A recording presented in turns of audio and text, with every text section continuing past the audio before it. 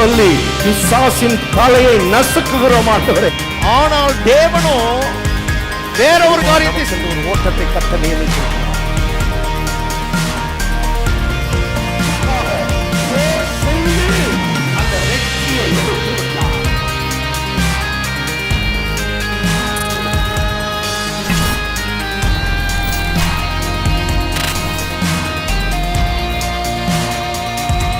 Riandara marantala rashiantara rantarare Riandara kantiala ramarantala rashiantarare Riera marantala rakantiala rantare Riandala ramashiantarantaro Antira shiantala ramarantile Riera marantala rakantiala Riandala ramarantara shiantarare Riela ramarantala rakantiala Riera marantala rakantiala Riera marantala rashiantara marantare Riandalara kantialara marantara Riandalara marashiantarandare.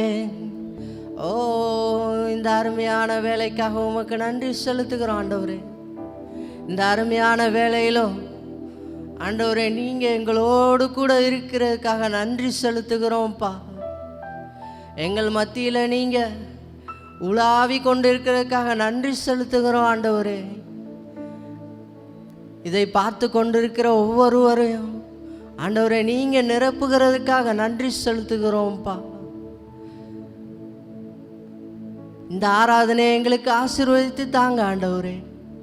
இந்த ஆராதனை வேலையை எங்களுக்கு ஆசீர்வதித்து தாங்கப்பா. நீங்க மகிமைப்படுகிறதற்காக நாங்க ஆராதனை செலுத்துகிறோம். உம்முடைய பிரசன்னம் தொடர்ந்து எங்களோடு கூட இருக்கட்டும் ஆண்டவரே. ஓ, உமக்கு நன்றி செலுத்துகிறோம்ப்பா. உம்மை துதிக்கிறோம் ஆண்டவரே, உம்மை ஸ்தோத்தரிக்கிறோம்ப்பா. Thank you father. ஓ, இடுக்கண் வேலையில் எங்களோடு கூட இருந்தீங்க ஆண்டவரே. காக்கும் கரம் கொண்டு எங்களை காப்பாற்றினீங்க ஆண்டவரே. மார்போடு சேர்த்து அணைத்து கொண்டீங்க ஆண்டவரே. உங்க அன்பை நாங்கள் உயர்த்துறோம் ஆண்டவரே. உங்க நாமத்தை நாங்கள் மகிமைப்படுத்துகிறோம்ப்பா. தேங்க்யூ. ஹல்லேலூயா. போற்றி துதிப்போம் என் தேவதேவனை புதிய கிருபையுடனே. போற்றி துதிப்போம் என் தேவதேவனை புதிய கிருபையுடனே. நேற்றும் இன்றும் என்றும் மாறா இயேசுவை நாம் என்றும் பாடி துதிப்போம். நேற்றும் இன்றும் என்றும் மாறா என்றும் பாடி துதிப்போம். இயேசு என்னும் நாமமே என் ஆத்துமாவின் கீதமே. நேசரேசுவை நான் என்றும் ஏற்றி மகிழ்ந்திடுவேன். என் நேசரேசுவை நான் என்றும் ஏற்றி மகிழ்ந்திடுவேன். கோர பயங்கரமான புயலில் கொடியாலையின் மத்தியில், கோர பயங்கரமான புயலில் கொடியாலையின் மத்தியில் காக்கும் கரம் கொண்டு மார்பில் சேர்த்தனைத்த அன்பை என்றும் பாடுவேன். காக்கும் கரம் கொண்டு மார்பில் சேர்த்தனைத்த அன்பை என்றும் பாடுவேன். இயேசு என்னும் நாமமே, இயேசு என்னும் நாமமே என் ஆத்துமாவின் கீதமே. நேசரேசுவை நான் என்றும் ஏற்றி, ஓ என் நேசரேசுவை, நேசரேசுவை நான் என்றும் ஏற்றி மகிழ்ந்திடுவேன். யோர்தான் நதி போன்ற சோதனையிலும் சொந்தமிந்து மாளாதே. யோர்தான் நதி போன்ற சோதனையிலும் சொந்தமிந்து மாளாதே. ஆர்க்கும் ஜெயதேவனியோடு பாதுகாத்த அன்பை என்றும் பாடுவேன். ஆர்க்கும் ஜெயதோனியோடு பாதுகாத்த அன்பை அன்பை என்றும் பாடுவேன். இயேசு என்னும் நாமமே என் ஆத்துமாவின் கீதமே, என் நேசரேசுவை நான் என்றும் ஏற்றி மகிழ்ந்திடுவேன். என் நேசரேசுவை நான் என்றும் ஏற்றி மகிழ்ந்திடுவேன். தாய் தன் பாலகனையே மறப்பினும் நான் மறவேன் என்று சொன்னதா, தாய் தன் பாலகனையே மறப்பினும் நான் மறவேன் என்று சொன்னதா, தாழ்த்தி என்னை அவர் கையில் தந்து ஜீவ பாதை என்றும் ஓடுவேன். தாழ்த்தி என்னை அவர் கையில் தந்து ஜீவ பாதை என்றும் ஓடுவேன். ஓ இயேசு என்னும் நாமமே என் ஆத்துமாவின் கீதமே, என் நேசரேசுவை நான் என்றும் ஏற்றி மகிழ்ந்திடுவேன்.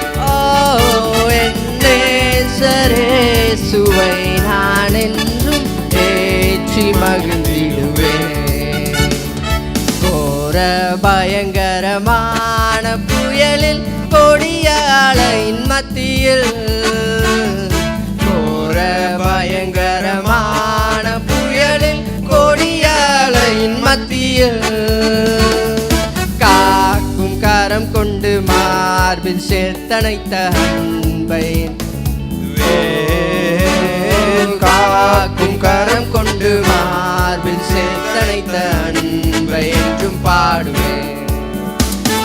இயேசு என்னும் நாமமே என் ஆத்துமாவின் கீதமே, என் நேசரேசுவை நான் என்றும் ஏற்றி மகிழ்ந்திடுவேன். என் நேசரேசுவை நான் என்றும் ஏற்றி மகிழ்ந்திடுவேன். இயேசு என்னும் நாமமே, இயேசு என்னும் நாமமே என் ஆத்துமாவின் கீதமே, என் நேசரேசுவை நான் என்றும் ஏற்றி மகிழ்ந்திடுவேன்.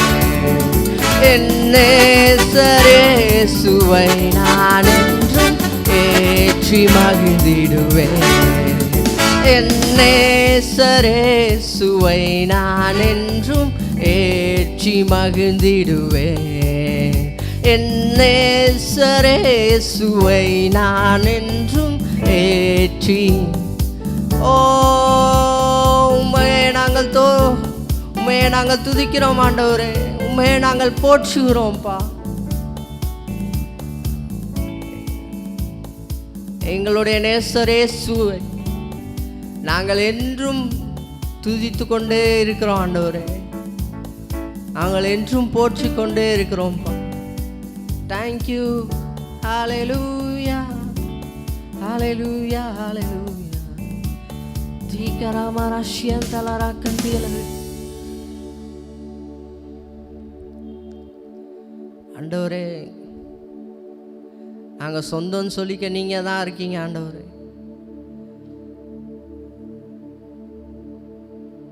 எங்களை நீங்கள் சொந்தமாக ஏற்றுக்கொண்டீங்கப்பா, எங்களை நீங்கள் சொந்தமாக ஏற்றுக்கொண்டீங்க ஆண்டவரே. ஓ உமக்கு நாங்கள் நன்றி செலுத்துகிறோம்ப்பா, உமக்கு நாங்கள் மகிமை செலுத்துகிறோம். தேங்க்யூ.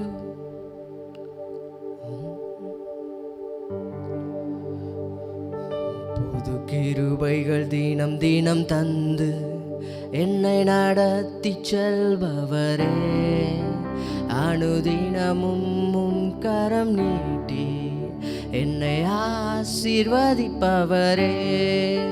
புது கிருபைகள் தினம் தினம் தந்து என்னை நடத்தி செல்பவரே, அனுதினமும் கரம் நீட்டி என்னை ஆசீர்வதிப்பவரே.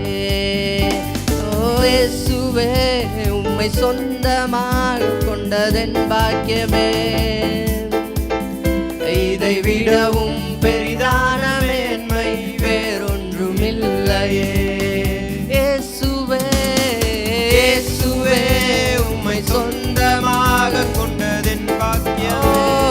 என் பாக்கியமே, இதை விடவும் பெரிதான மேன்மை வேறொன்றும் இல்லையே.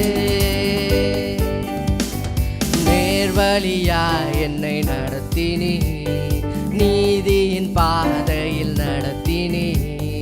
நேர்வழியா என்னை நடத்தினி, நீதியின் பாதையில் நடத்தினி.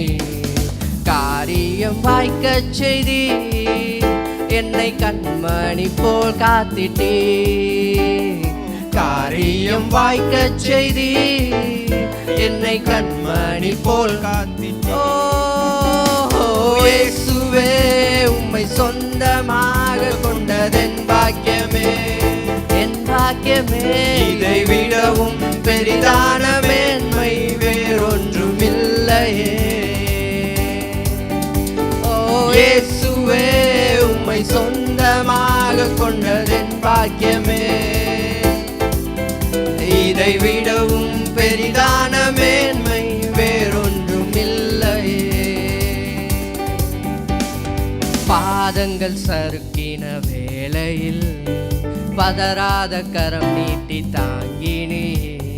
பாதங்கள் சறுக்கின வேளையில் பதறாத கரம் நீட்டி தாங்கினே. பாரமெல்லாம் நீக்கினே, என்னை பாடி மகிழ வைத்தே.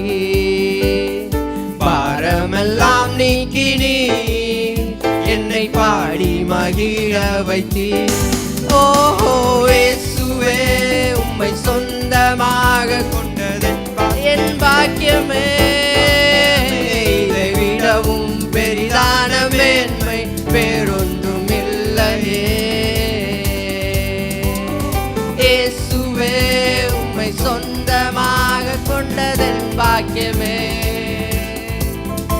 இதை விடவும் பெரிதான மேன்மை வேறொன்றும் இல்லையே.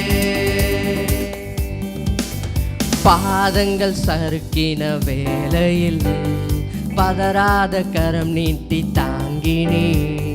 பாதங்கள் சறுக்கின வேளையில் பதறாத கரம் நீட்டி தாங்கினே. பாரமெல்லாம் நீக்கினே, என்னை பாடி மகிழ வைத்தே.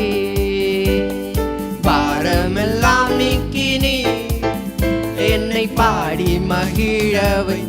ஓ இயேசுவே, உம்மை சொந்தமாக கொண்டதென் பாக்கியமே, இதை விடவும் பெரிதான மேன்மை வேறொன்றும் இல்லையே. ஓ இயேசுவே, உம்மை சொந்தமாக கொண்டதென் பாக்கியமே, இதை விடவும் பெரிதான மேன்மை வேறொன்றும் இல்லையே. நேர்வழியா என்னை நடத்தினி, நீதியின் பாதையில் நடத்தினி.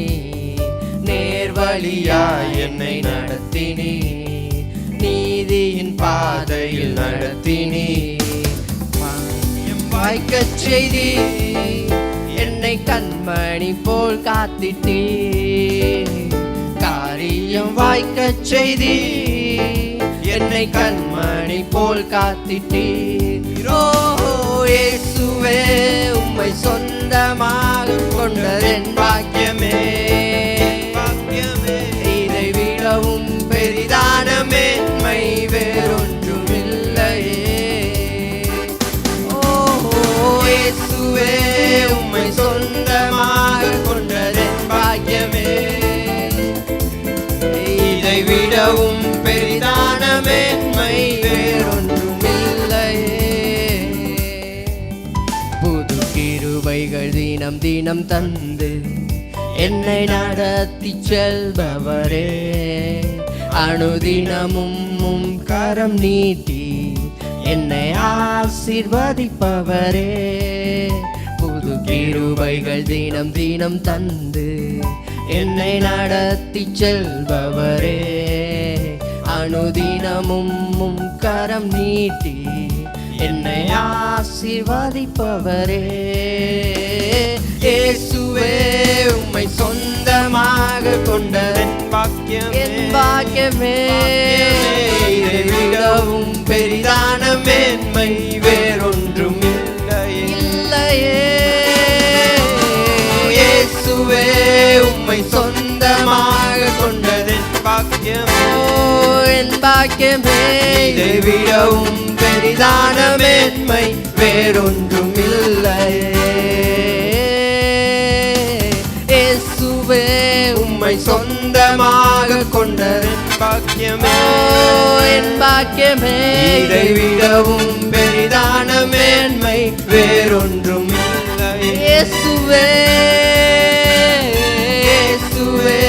உம்மை சொந்தமாக என் பாக்கியமே, இதை விடவும் பெரிதான மேன்மை வேறொன்றும் இல்லை.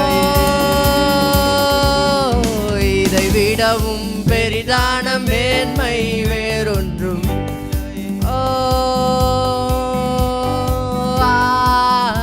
அல்லேலூயா,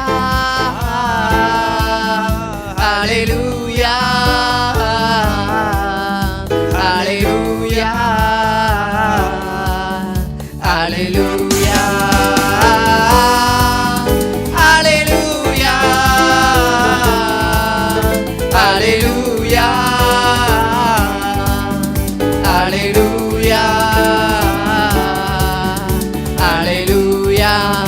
உம்மாலாகாத காரியம் ஒன்றுமில்லை, உம்மாலாகாத காரியம் ஒன்றுமில்லை, உம்மாலாகாத காரியம் ஒன்றுமில்லை. எல்லாமே உம்மாலாகும், அல்லேலூயா, எல்லாமே உம்மாலாகும்.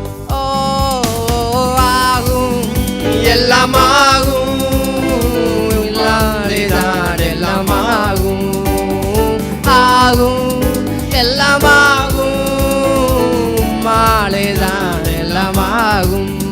உம்மாலாகாத காரியம் ஒன்றுமில்லை, உம்மாலாகாத காரியம் ஒன்றுமில்லை, உம்மாலாகாத காரியம் ஒன்றுமில்லை. எல்லாமே உம்மாலாகும், அல்லேலூயா, எல்லாமே உம்மாலாகும். சொல்லி முடியாத அற்புதம் செய்பவர் ஐயா நீரே, எண்ணி முடியாத அதிசயம் செய்பவர் நீரே, ஐயா நீரே, எண்ணி முடியாத அதிசயம் செய்பவர் நீரே, ஐயா நீரே, எண்ணி முடியாத அற்புதம் செய்பவர் நீரே, ஐயா நீரே. அப்பா உமக்கு ஸ்தோத்திரம், அன்பே உமக்கு அப்பா, அப்பா உமக்கு ஸ்தோத்திரம், அன்பே உமக்கு ஸ்தோத்திரம்.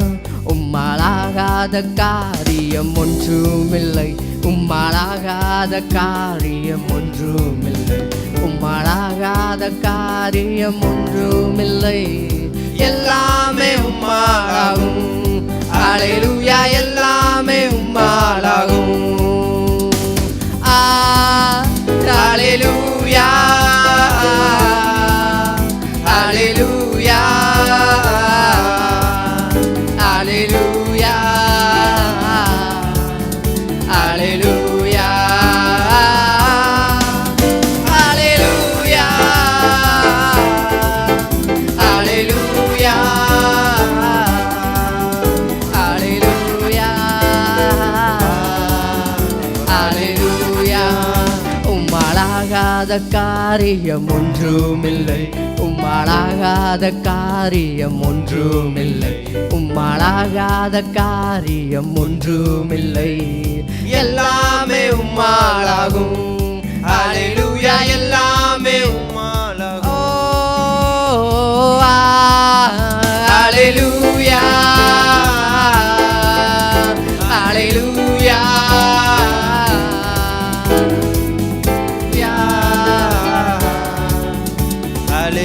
வானத்துக்கும் பூமிக்கு சொந்தக்கார உமக்கே நாங்கள் மகிமையை செலுத்துகிறோம் ஆண்டவரே.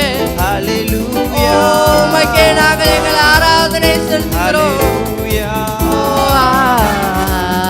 ஹalleluya ஹalleluya ஹalleluya ஹalleluya ஹalleluya ஹalleluya. ஓ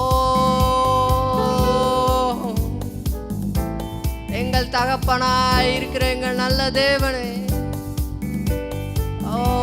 உமக்கே எங்கள் ஆராதனை செலுத்துகிறோம்ப்பா. தேங்க்யூ. ஹalleluya ஹalleluya ஹalleluya. யாக்கோபின் தேவன் எங்களுடைய தேவன், உம்மையே நாங்கள் நம்பி இருக்கிறோம் ஆண்டவரே. யாக்கோபை நீங்க கைவிடாத தேவன், எங்களையும் நீங்க கைவிடாத எங்களுடைய நல்ல தகப்பன் எங்களுக்கு உண்டு ஆண்டவரே. நல்ல தகப்பன் எங்களுக்கு உண்டு. ஓ ஹalleluya. நம்புவேன் இறுதி வரை, நம்புவேன் இறுதி வரை, நம்புவேன் இறுதி வரை, நம்புவேன் இறுதி வரை.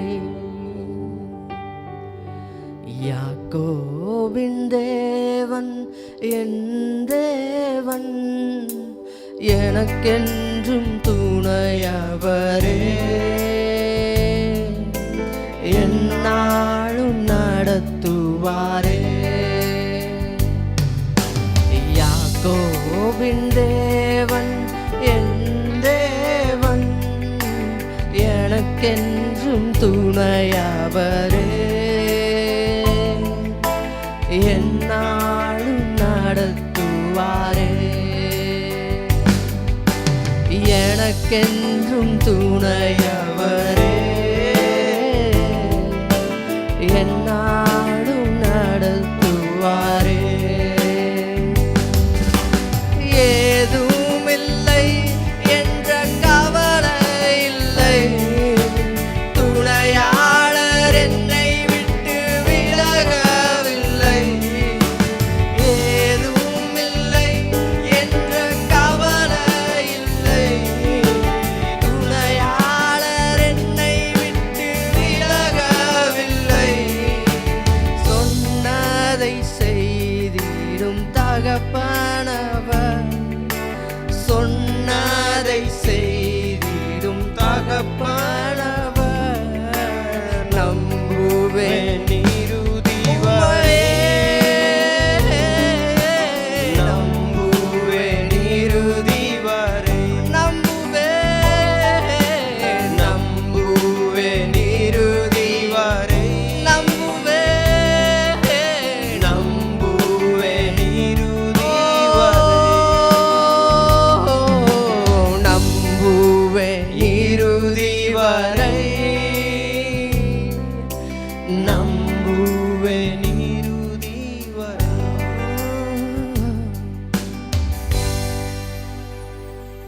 யாக்கோபு தன்னுடைய தகப்பன் வீட்டிலிருந்து துரத்தி விடப்பட்ட போது தேவன் அவரோடு கூட இருந்தார். அவர் சொன்னதை அவர் செய்கிற அளவுக்கும் யாக்கோபை விட்டு விலகவே இல்லை. யாக்கோபோட கூடவே இருந்தார்.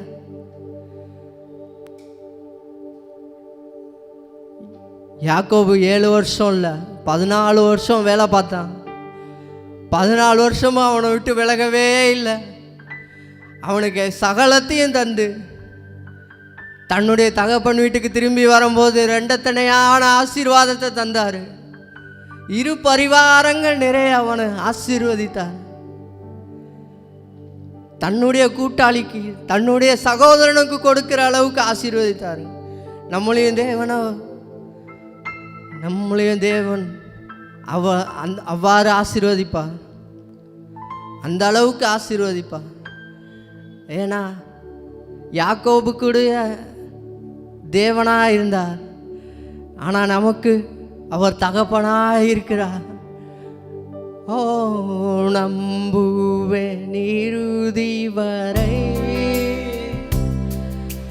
நம்புவேன் இறுதி வரை, நம்புவேன் இறுதி வரை, நம்புவேன் இறுதி வரை.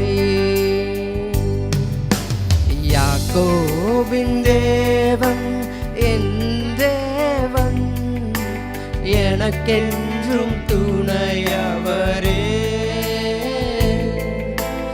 என்னாலும் நடத்துவாரே, எனக்கென்றும் துணையவரே, என்னாலும் நடத்துவாரே. என்னோட்டத்தில்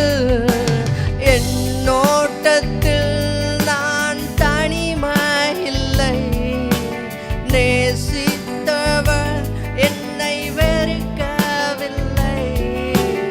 என்னோட்டத்தில் நான்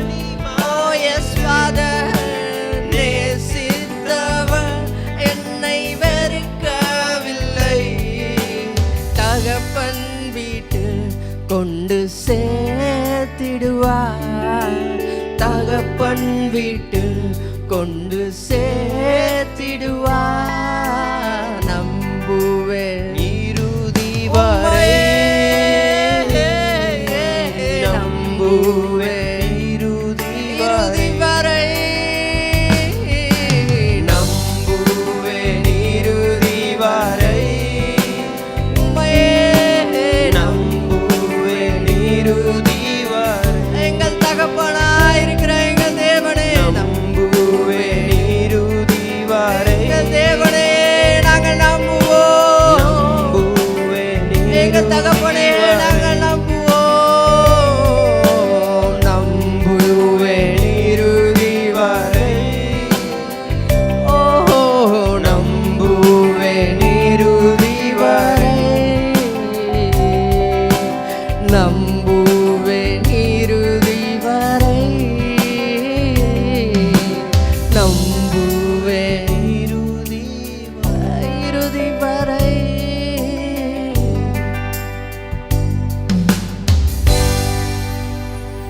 அவன் வனாந்திரத்தில் திரிஞ்சபோது, யாக்கோபு வனாந்திரத்தில் திரிஞ்சபோது அவன் தனிமையாகவே இருந்ததே இல்லை.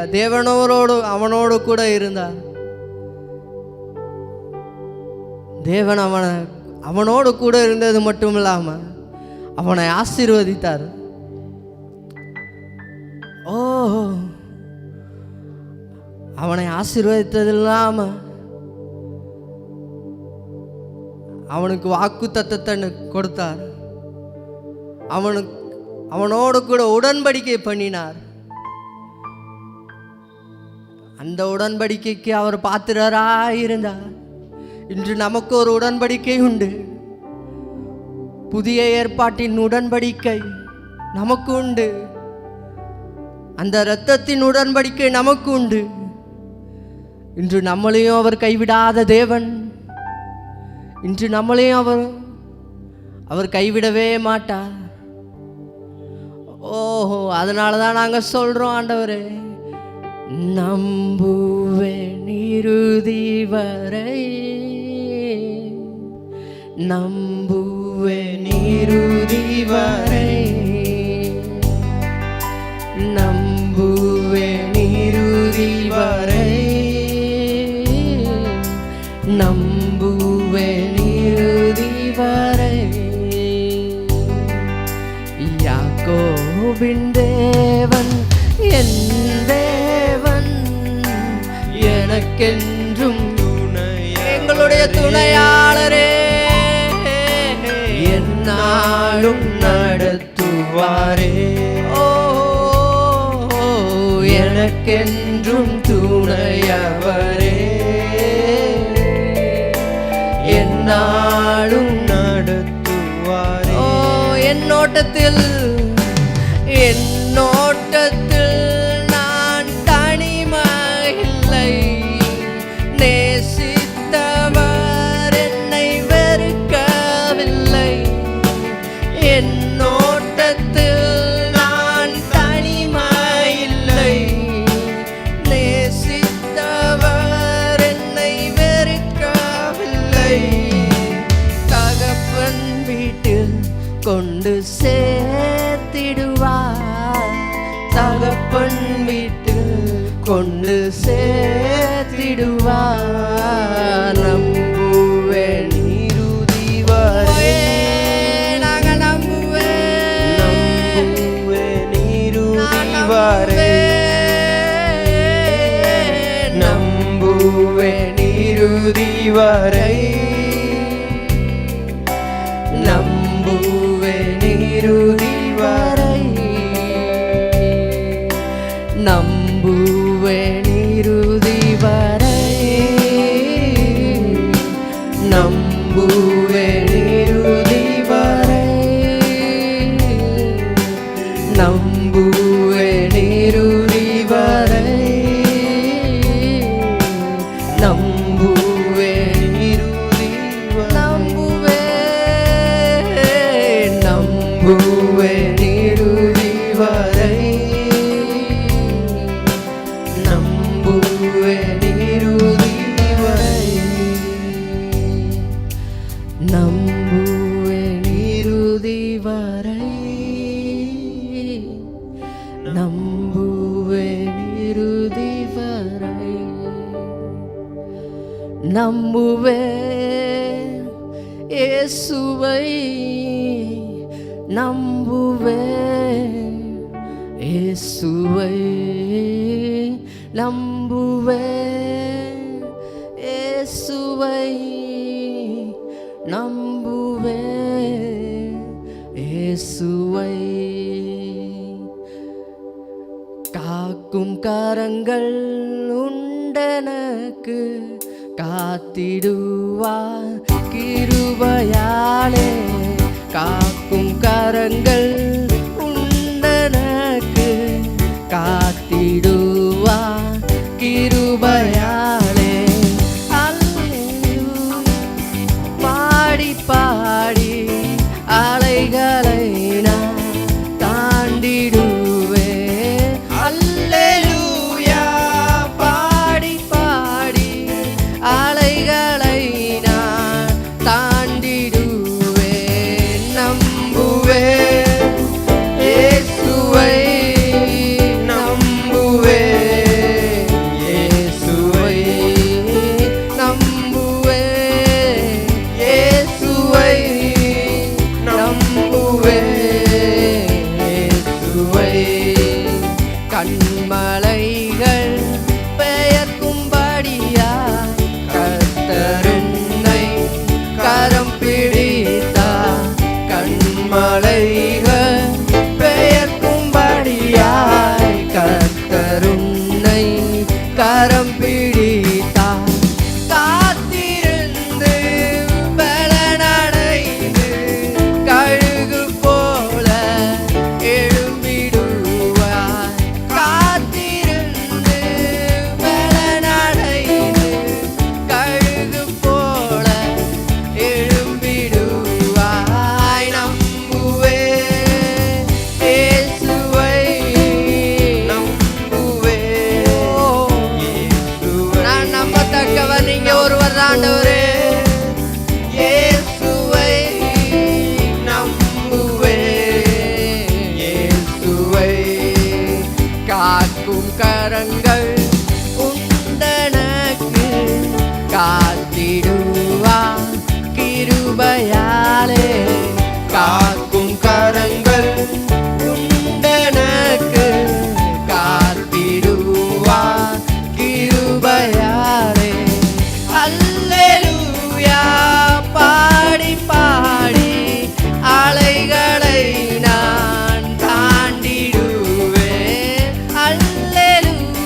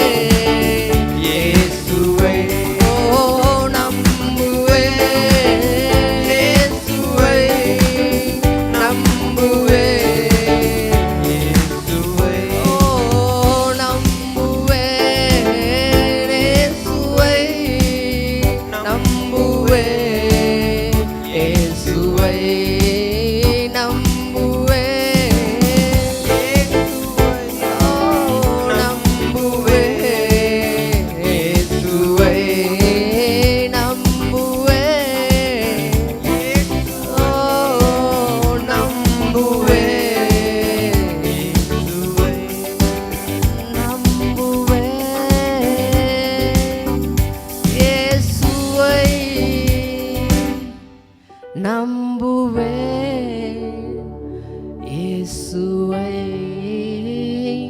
நம்புவேன் இயேசுவை நம்புவேன்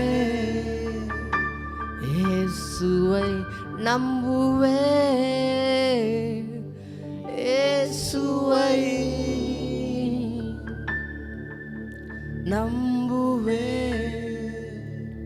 இயேசுவை. ஓ, நீரே நம்பத்தக்கவர், நீர் ஒருவரே நம்பத்தக்கவர் ஆண்டவர்.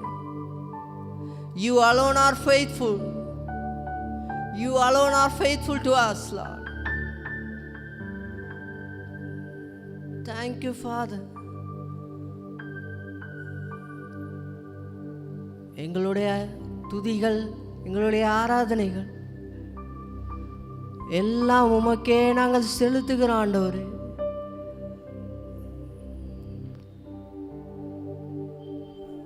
எங்களுடைய ஆவி, ஆத்மா, சரீரம் எல்லாத்தையும் உம்முடைய வல்லமையான கரங்கள்ல ஆண்டவரே, உம்முடைய அன்பின் கரங்கள்ல நாங்கள் சரண்டர் பண்ணுறோம் ஆண்டவரே. நீங்கள் ஏற்று நடத்துங்க.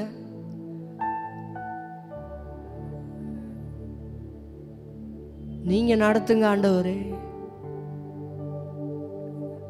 நம்பத்தக்கவரே, உம்மையே நாங்கள் ஆராதிக்கிறோம்ப்பா. உம்மையே நாங்கள் மகிமை செலுத்துகிறோம். உமக்கே நாங்கள் மகிமை செலுத்துகிறோம். துதிகன மகிமை எல்லாவற்றையும் உமக்கே நாங்கள் செலுத்துகிறோம் ஆண்டவரே. செய்தி வேலை எங்களுக்கு ஆசீர்வதித்து தாங்க ஆண்டவரே. இயேசு நாமத்தில் ஜீவனுள்ள நல்ல பிதாவே, ஆமென். உங்கள் யாவரையும் ஆண்டவராய் இயேசு கிறிஸ்துவின் நாமத்திலே இந்த காலை நேர பரிசுத்த ஆராதனைக்கு அன்போடு கூட வரவேற்கிறோம். இவ்வளோ நேரம் கர்த்தரை பாடி துதித்து ஆராதித்தோம். இப்பொழுது காணிக்கைகளால், தசம பாகங்களால் கர்த்தரை ஆராதிக்க இருக்கிறோம். நாம் கூடி வரக்கூடிய சூழ்நிலை இல்லாத காரணத்தினாலே நீங்கள் உங்கள் காணிக்கைகள், தசம பாகங்களை ஆன்லைனில் நீங்கள் செலுத்த முடிந்தவர்கள், செலுத்த விரும்புகிறவர்கள் செலுத்தலாம். அதற்கான விவரங்கள் இப்பொழுது திரையிலே காண்பிக்கப்படுகிறது. கர்த்தர் நம்முடைய பொருளாதாரத்திலே நம்மை ஆசீர்வதிக்க விரும்புகிறார். கையின் பிரயாசத்திலே கர்த்தருடைய ஆசீர்வாதம் தங்கியிருக்க அது தேவனுடைய திட்டம், தேவனுடைய விருப்பம். நம்முடைய தேவன் நம்முடைய பொருளாதாரத்தை ஆசீர்வதிக்க விரும்புகிறார். ஆகவே நாம் நம்முடைய காணிக்கைகளால் கர்த்தரை ஆராதிப்போம், ஜெபிப்போம். எங்கள் நல்ல பிதாவே, நாங்கள் உம்மை நன்றியோடு துதிக்கிறோம்.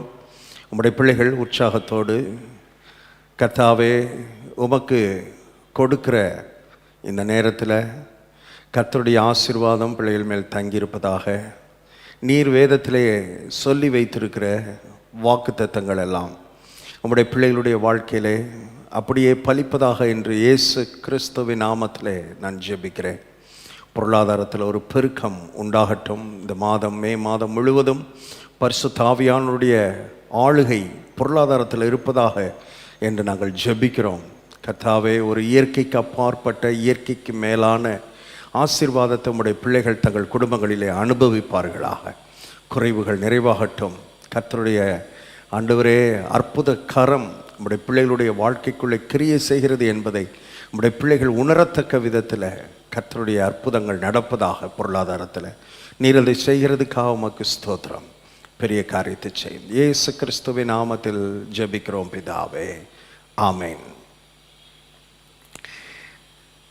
சில அறிவிப்புகள். நாம் ஏற்கனவே அறிந்திருக்கிறபடி நம்முடைய சபையில் வைத்து ஆராதனைகள், ஜெப கூட்டங்கள், சிறப்பு கூடுகைகள் எதுவும் அடுத்த அறிவிப்பு வரும் வரை நடைபெறாது. நம்முடைய ஆராதனைகள் எல்லாம் ஆன்லைனில் நேரலையிலே உங்களுக்கு கொடுக்கப்படும். நம்முடைய YouTube channel Jebaraj media official என்ற யூடியூப் சேனலில் நீங்கள் பார்க்கலாம். இதை மனதில் வைத்து கொள்ளுங்கள். இந்த வைரஸ் நோய் கிருமிகள் தேசத்தை விட்டு அகலும் படிக்காக நாம் எல்லாரும் ஜெபிக்க வேண்டும். நிச்சயமாய் ஒரு மாற்றத்தை கர்த்தர் கொடுப்பார். நாம் எல்லாரும் விடுதலையோடு சேர்ந்து கர்த்தரை ஆராதிப்போம், கர்த்தரை மகிமைப்படுத்துவோம். மற்ற வார நாட்களிலே சபையானது காலை 10 மணியிலிருந்து 1 மணி வரைக்கும் திறந்திருக்கும். ஒருவேளை ஆன்லைனில் நீங்கள் காணிக்கை செலுத்த முடியாதவர்கள் நேரில் வந்து செலுத்த விரும்பினால் நீங்கள் வந்து செலுத்தலாம். அது வார நாட்களில் திங்கட்கிழமையிலேருந்து வெள்ளிக்கிழமை வரைக்கும் காலை 10 மணியிலேருந்து 1 மணி வரைக்கும் திறக்கப்பட்டிருக்கும் சபை. நீங்கள் வந்து கொடுக்க விரும்புகிறவர்கள் நீங்கள் கொடுக்கலாம். கர்த்தர் நம்மை ஆசீர்வதிப்பாராக. நீங்கள் பாதுகாப்பாக இருங்கள். அதிகமாய் தேவையில்லாமல் வெளியில் செல்வதை தவிருங்கள். ஜெபத்தோடு இருங்கள். கர்த்தர் நம்மையும் நம்முடைய குடும்பத்தையும் நம்முடைய வேலைகளையும் தொழிலையும் நிச்சயமாய் கர்த்தர் பாதுகாப்பார். நம்முடைய தேவன் பாதுகாக்கிற தேவனாக இருக்கிறார். ஆகவே பயப்படாதீங்க. நமக்கு பயம் இருக்க வேண்டாம். தேவன் நமக்கு பயமுள்ள ஆவியை கொடாமல் பலமும் அன்பும் தெளிந்த புத்தியுமுள்ள ஆவியை கொடுத்திருக்கிறார். ஆகவே தேவனுடைய பிள்ளைகளாகிய நாம் பயப்படாமல் கர்த்தர் கூட இருக்கிறார், கர்த்தருடைய பிரசன்னம் நம்மோடு கூட இருக்கிறது என்கிற உணர்வோடு நாம் இருப்போம். அதே நேரத்தில் தேசத்துக்காக ஜெபிக்க மறவாதிருங்கள். தனியாக, குடும்பமாக, குழுவாக என்றால் மற்றவர்களுடைய வீடுகளுக்கு சென்றோ அந்த விதத்தில் நான் சொல்லவில்லை. ஃபோன் மூலமாகவே குழுவாக நீங்கள் ஜெபிக்கலாம். தேசத்திலே ஒரு பாதுகாப்பை கட்டளையிடும்படியாக, ஜனங்கள் பாதுகாக்கப்படும்படியாக விதமாய் நீங்கள் ஜெபிக்கும்படி கேட்டுக்கொள்கிறேன். நம்முடைய ஜெபம் வல்லமை உள்ளது. அந்த ஜெபத்தின் மூலமாக கர்த்தர் பெரிய காரியங்களை செய்வார். நாம் கர்த்தருடைய வார்த்தைக்கு போகலாம். கடந்த சில வாரங்களுக்கு முன்பாக தேவன் நம்மை உருவாக்கினதனுடைய நோக்கத்தையும் தேவனுடைய மனதிலே அவர் மனிதனை குறித்து வைத்திருக்கிற திட்டத்தையும் நாம் பேச ஆரம்பித்தோம். தேவன் மனிதனை படைத்தது அவனை ஒரு பக்திமானாக இருக்கும்படிக்காக மட்டுமில்லை என்பதை நான் உங்களுக்கு காண்பித்தேன். ஆதியாகமம் 1ஆம் அதிகாரம் 26வது வசனம் சொல்லுகிறது, மனிதனை குறித்த துல்லியமான தேவனுடைய நோக்கம் மனிதனை ஆள வேண்டும். ஆளுகை செய்வதற்காக மனிதன் படைக்கப்பட்டான். ஆளுகை குறித்த எந்த உணர்வும் இல்லாமல், ஆளுகையோடு தொடர்பில்லாத எந்த விதமான பக்தியான காரியமும் வெறும் மதச்சடங்காகத்தான் இருக்குமே தவிர தேவ நோக்கத்தை இந்த உலகத்திலே நிறைவேற்றுகிறதாய் இருக்காது என்பதை 100க்கு 100 அருமையானவர்களை நான் விசுவாசிக்கிறேன். வெறும் ஜெபம், வெறும் உபவாசம், இப்படிதான ஒரு விதமான பக்தி மார்க்கத்துக்குள்ளே மக்கள் சென்று கொண்டிருக்கிறார்களே தவிர தேவனுடைய திட்டம், தேவனுடைய இருதயத்தை, தேவனுடைய உள்ளத்தை புரிந்து கொள்ளுகிற மக்களாய் மாற வேண்டும் என்று இந்த நாட்களை கர்த்தர் எதிர்பார்க்கிறார். தேவனுடைய மனதில் இருந்த மிகப்பெரிய கனவு, மிகப்பெரிய அவருடைய தரிசனம் என்னவென்றால், தன்னுடைய ராஜ்யம் பரலோகத்திலே ஸ்தாபிக்கப்பட்ட தன்னுடைய ராஜ்யம் இந்த பூமியிலே ஸ்தாபிக்கப்பட வேண்டும். இந்த பூமியிலே அந்த ராஜ்யத்தை மனிதன் கையிலே கொடுக்க வேண்டும். மனிதன் அந்த ராஜ்யத்தை இந்த பூமி முழுவதும் விரிவுபடுத்த வேண்டும். தேவனுடைய அன்பின் ராஜ்யம், ஆரோக்கியத்தின் ராஜ்யம், ஐஸ்வர்யத்தின் ராஜ்யம், நன்மைகளின் ராஜ்யம்.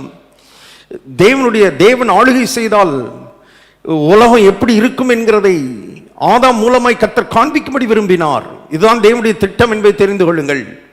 இதுதான் தேவனுடைய கனவு என்பதை மனதிலே பதிக்க வேண்டும். ஆதியிலிருந்து அந்த வரைக்கும் இந்த வேதத்தை புரட்டி நீங்கள் பார்ப்பீர்களானால், ஆதியாகமத்திலிருந்து வெளிப்படுத்தின விசேஷம் வரைக்கும் ஒன்றுதான் தேவனுடைய மனதுக்குள்ளே இருக்கிற அருமையானவர்களுடைய விருப்பம்.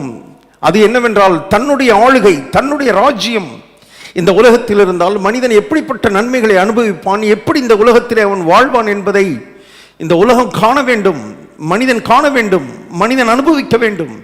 இதற்காகத்தான் ஆதாமை கர்த்தர் உருவாக்கினார். அந்த தேவ திட்டத்தை கொலைத்து விட்டான், கர்த்தர் விடல.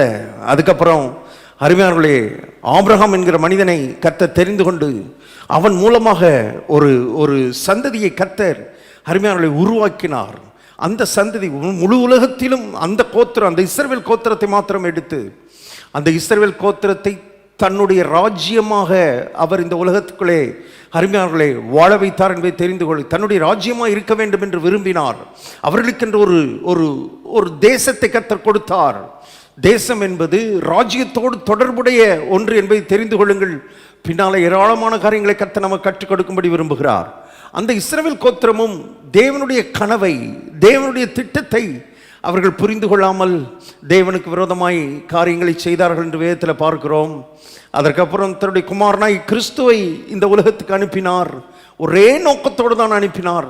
2 நோக்கம் 3 நோக்கம்லாம் கிடையாது. ஒரே நோக்கம், தன்னுடைய ராஜ்யத்தை ஸ்தாபிக்க வேண்டும். ஆகவேதான் இயேசு வந்து வேற எதை பற்றியும் அவர் பேசல. அருமையானவர்களே, வேற எந்த பக்திக்குரிய காரியங்களை குறித்து பேசல, ஆவிக்குரிய காரியங்களை குறித்து பேசல. அவர் பேசினதெல்லாம் ஒன்று, அது என்னவென்றால் மனம் திரும்புங்கள், பரலோக ராஜ்யம் சமயமாயிருக்கிறது. ராஜ்யத்தின் சுவிசேஷத்தை பிரசங்கித்தார், ராஜ்யத்தின் வசனத்தை போதித்தார்.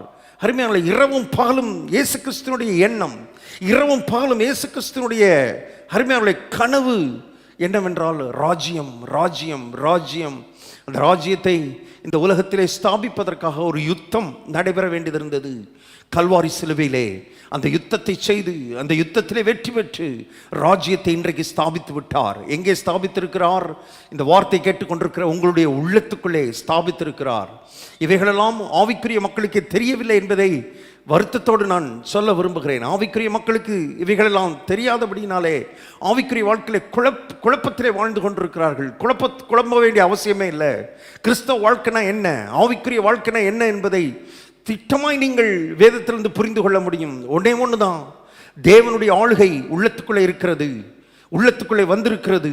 அந்த ஆளுகை 100க்கு 100 அருமையானவர்களே உள்ளத்துக்குள்ளே அது நிறைவேற வேண்டியது இருக்கிறது. மாத்திரமல்ல, அந்த ஆளுகை, உள்ளத்துக்குள் இருக்கிற ஆளுகை நம் மூலமாய் இந்த உலகம் முழுவதற்கும் செல்ல வேண்டும், பூமி முழுவதற்கும் செல்ல வேண்டும். இவ்விதமாய் மக்கள் பிசாசினுடைய ஆளுகைக்குள்ளே இருக்கிறவர்கள் அந்த ஆளுகையிலிருந்து பிடுங்கப்பட்டு தேவனுடைய ஆளுகைக்குள்ளே, தேவனுடைய ராஜ்யத்துக்குள்ளே வர வேண்டும். கடைசியிலே இயேசு கிறிஸ்துவின் 2ஆம் வருகைக்கு பின்பு முழு உலகத்தையும் கிறிஸ்து எழுத்தின்படியே எருசலேமில் உட்கார்ந்து ஆளுகை செய்ய வேண்டும். இவ்வளவுதான் கிறிஸ்தவ வாழ்க்கை. எல்லா கிறிஸ்தவ வாழ்க்கையுடைய ஒட்டுமொத்த சாராம்சத்தை நான் சொல்லிட்டேன். இதுக்காகத்தான் இயேசு இந்த உலகத்துக்கு வந்தார். இதுக்காகத்தான் இன்றைக்கும் பரலோகத்திலிருந்து பரிந்து பேசி கொண்டிருக்கிறார். அருமையானவர்களே, இதுதான் முழு உலகத்தை குறித்த தேவனுடைய திட்டம், முழு உலகத்தை குறித்த தேவனுடைய அருமையானவர்களே தரிசனம் என்பதை மனதில் ஆழமாய் பதிக்கணும். சும்மா பக்தியா இருந்து ஒரு ஜெபம் பண்ணோம், ஒரு சர்ச்சுக்கு போனோம், ஒரு வேதத்தை வாஸ்தம், ஒரு அதிகாரம் வாஸ்தோன்ற அந்த ஒரு வட்டத்துக்குள்ளேயே ஓடுவதற்கு கர்த்தர் நம்மை அழைக்கவில்லை. மிகப்பெரிய திட்டம், மிகப்பெரிய நோக்கம், அவருடைய ராஜ்யம் இந்த உலகத்திலே பரவ வேண்டும், விரிவடைய வேண்டும் என்கிற பெரிய திட்டத்தை கர்த்தர் வைத்திருக்கிறார். ஆகவே திரும்ப திரும்ப திரும்ப திரும்ப நான் ஒரு ராஜ்யத்துக்குள்ள இருக்கிறேன். இந்த உலகமெல்லாம் ஒரு ராஜ்யம் தான் தெரியும், அது இந்திய ராஜ்யம், இந்தியான்ற ஒரு தேசம் தெரியும். ஆனால் ரட்சிக்கப்பட்ட தேவனுடைய பிள்ளைகளுக்கு இன்னொரு ராஜ்யம் தெரிய வேண்டும். அது தேவனுடைய ராஜ்யம், அது கண்களினால் பார்க்க முடியாத ராஜ்யம். அந்த ராஜ்யத்தினுடைய அருமையானவர்களே குடி உரிமையை கர்த்தர் நமக்கு, உங்களுக்கு எனக்கு கொடுத்திருக்கிறார். இயேசுவை ஏற்றுக்கொண்டவர்களுக்கு கொடுத்திருக்கிறார். இப்போ அந்த ராஜ்யத்துக்குள் இருக்கிறவர்கள் அந்த ராஜ்யத்தை விரிவடைய செய்கிற ஒரு பெரிய பணியை கர்த்தர் நமக்கு கொடுத்திருக்கிறார். இதெல்லாம் பின்னால் நிறைய ஆவியான நம்மோடு பேச விரும்புகிறார். ஆனால் முதலாவது நமக்கு இருக்க வேண்டியது என்னவென்றால், இந்த ராஜ்யத்தின் ரொம்ப முக்கியமான நபர், ராஜ்யத்திலே ராஜா என்பதை மனதிலே பதிக்க வேண்டும். ராஜ்யத்தில் ராஜா தான் ரொம்ப முக்கியமான நபர். ராஜ்யத்தின் குடிமக்களாக இருக்கிறவர்களுக்கு ராஜாவை குறித்த ஒரு தெளிவான அறிவு, ராஜாவை குறித்த ஒரு படம் மனதிலே ஆவியிலே விழ வேண்டும். ஆதாமுக்கு முதலாவது தேவனை குறித்து அவனுக்கு விழுந்த படம், என்னை உருவாக்கினவர் ஒரு ராஜா, என்னை சிருஷ்டித்தவர் ஒரு ராஜா என முதலாவது அவனுக்கு கொடுத்தது அந்த தேவன் ஆளுகையைத்தான் கொடுத்தார். ஆளுகை என்கிறது மனதில் வந்த உடனே ஆளுநர் என்கிற ஒருவரை குறித்த ஒரு அறிவு ஆதாமுக்குள்ளே விழுந்தது. இன்றைக்கும் ஆவிக்குரிய தேவனுடைய பிள்ளைகளுக்கு தேவனை குறித்த அடிப்படையான அறிவு, தேவனை குறித்த அடிப்படையான ஒரு படம் என்ன விழ வேண்டும் என்றால், நான் ஆராதிக்கிற தேவன் ஒரு ராஜா என்கிற ஒரு பெரிய படம் பாருங்க. அந்த அந்த படம், அந்த அறிவு பாருங்க, நம்முடைய வாழ்க்கையிலே பலவிதமான மாற்றங்களை கொடுக்கிறது. ராஜாவை குறித்த வெளிப்படுத்தலை நாம் பெற்றுக்கொள்ள வேண்டியது மிக அவசியம். ஆங்காங்கே வேதத்தில் தேவன் தன்னை ராஜாவாக வெளிப்படுத்தி இருக்கிறார். அதில் மிக பிரதானமான ஒரு வெளிப்பாட்டை கடந்த முறை நான் பேசின பொழுது சொன்னேன். ஏசாயாவுக்கு கர்த்தர் அந்த வெளிப்பாட்டை கொடுத்தார். அதை தொடரும்படி விரும்புகிறேன். வாசிப்போம். ஏசாயா தீர்க்கதரிசியின் புஸ்தகம் 6ஆம் அதிகாரம் 1வது வசனம். ஏசாயா 6:1 நான் வாசிக்கிறேன். உசியா ராஜா மரணமடைந்த வருஷத்தில் ஆண்டவர் உயரமும் உன்னதமான சிங்காசனத்தின் மேல் வீற்றிருக்க கண்டேன். அவருடைய வஸ்திர தொங்கலால் தேவாலயம் நிறைந்திருந்தது. உசியா ராஜா ஆண்டு கொண்டிருந்த, இஸ்ரவேல் கோத்திரத்தை ஆண்டு கொண்டிருந்த நாட்களிலே ஏசாயா ஊழியம் செய்து கொண்டிருந்தார். ரொம்ப நெருக்கம், உசியாவுக்கும் ஏசாயாவுக்கும் ரொம்ப நெருக்கம்.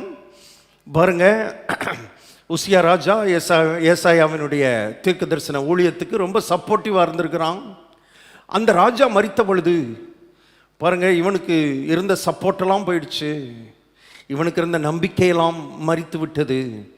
அந்த நம்பிக்கை மரித்த நேரத்தில் தான் ஆண்டவர் உயரம் உன்னதமான சிங்காசனத்தில் வீற்றிருக்கிறவராய் இவன் காண்கிறான். கர்த்தர் அந்த தரிசனத்தை கொடுக்கிறார். அநேக நேரங்களிலே நம்முடைய நம்பிக்கைகள் மரித்து போய் விடுகிறது.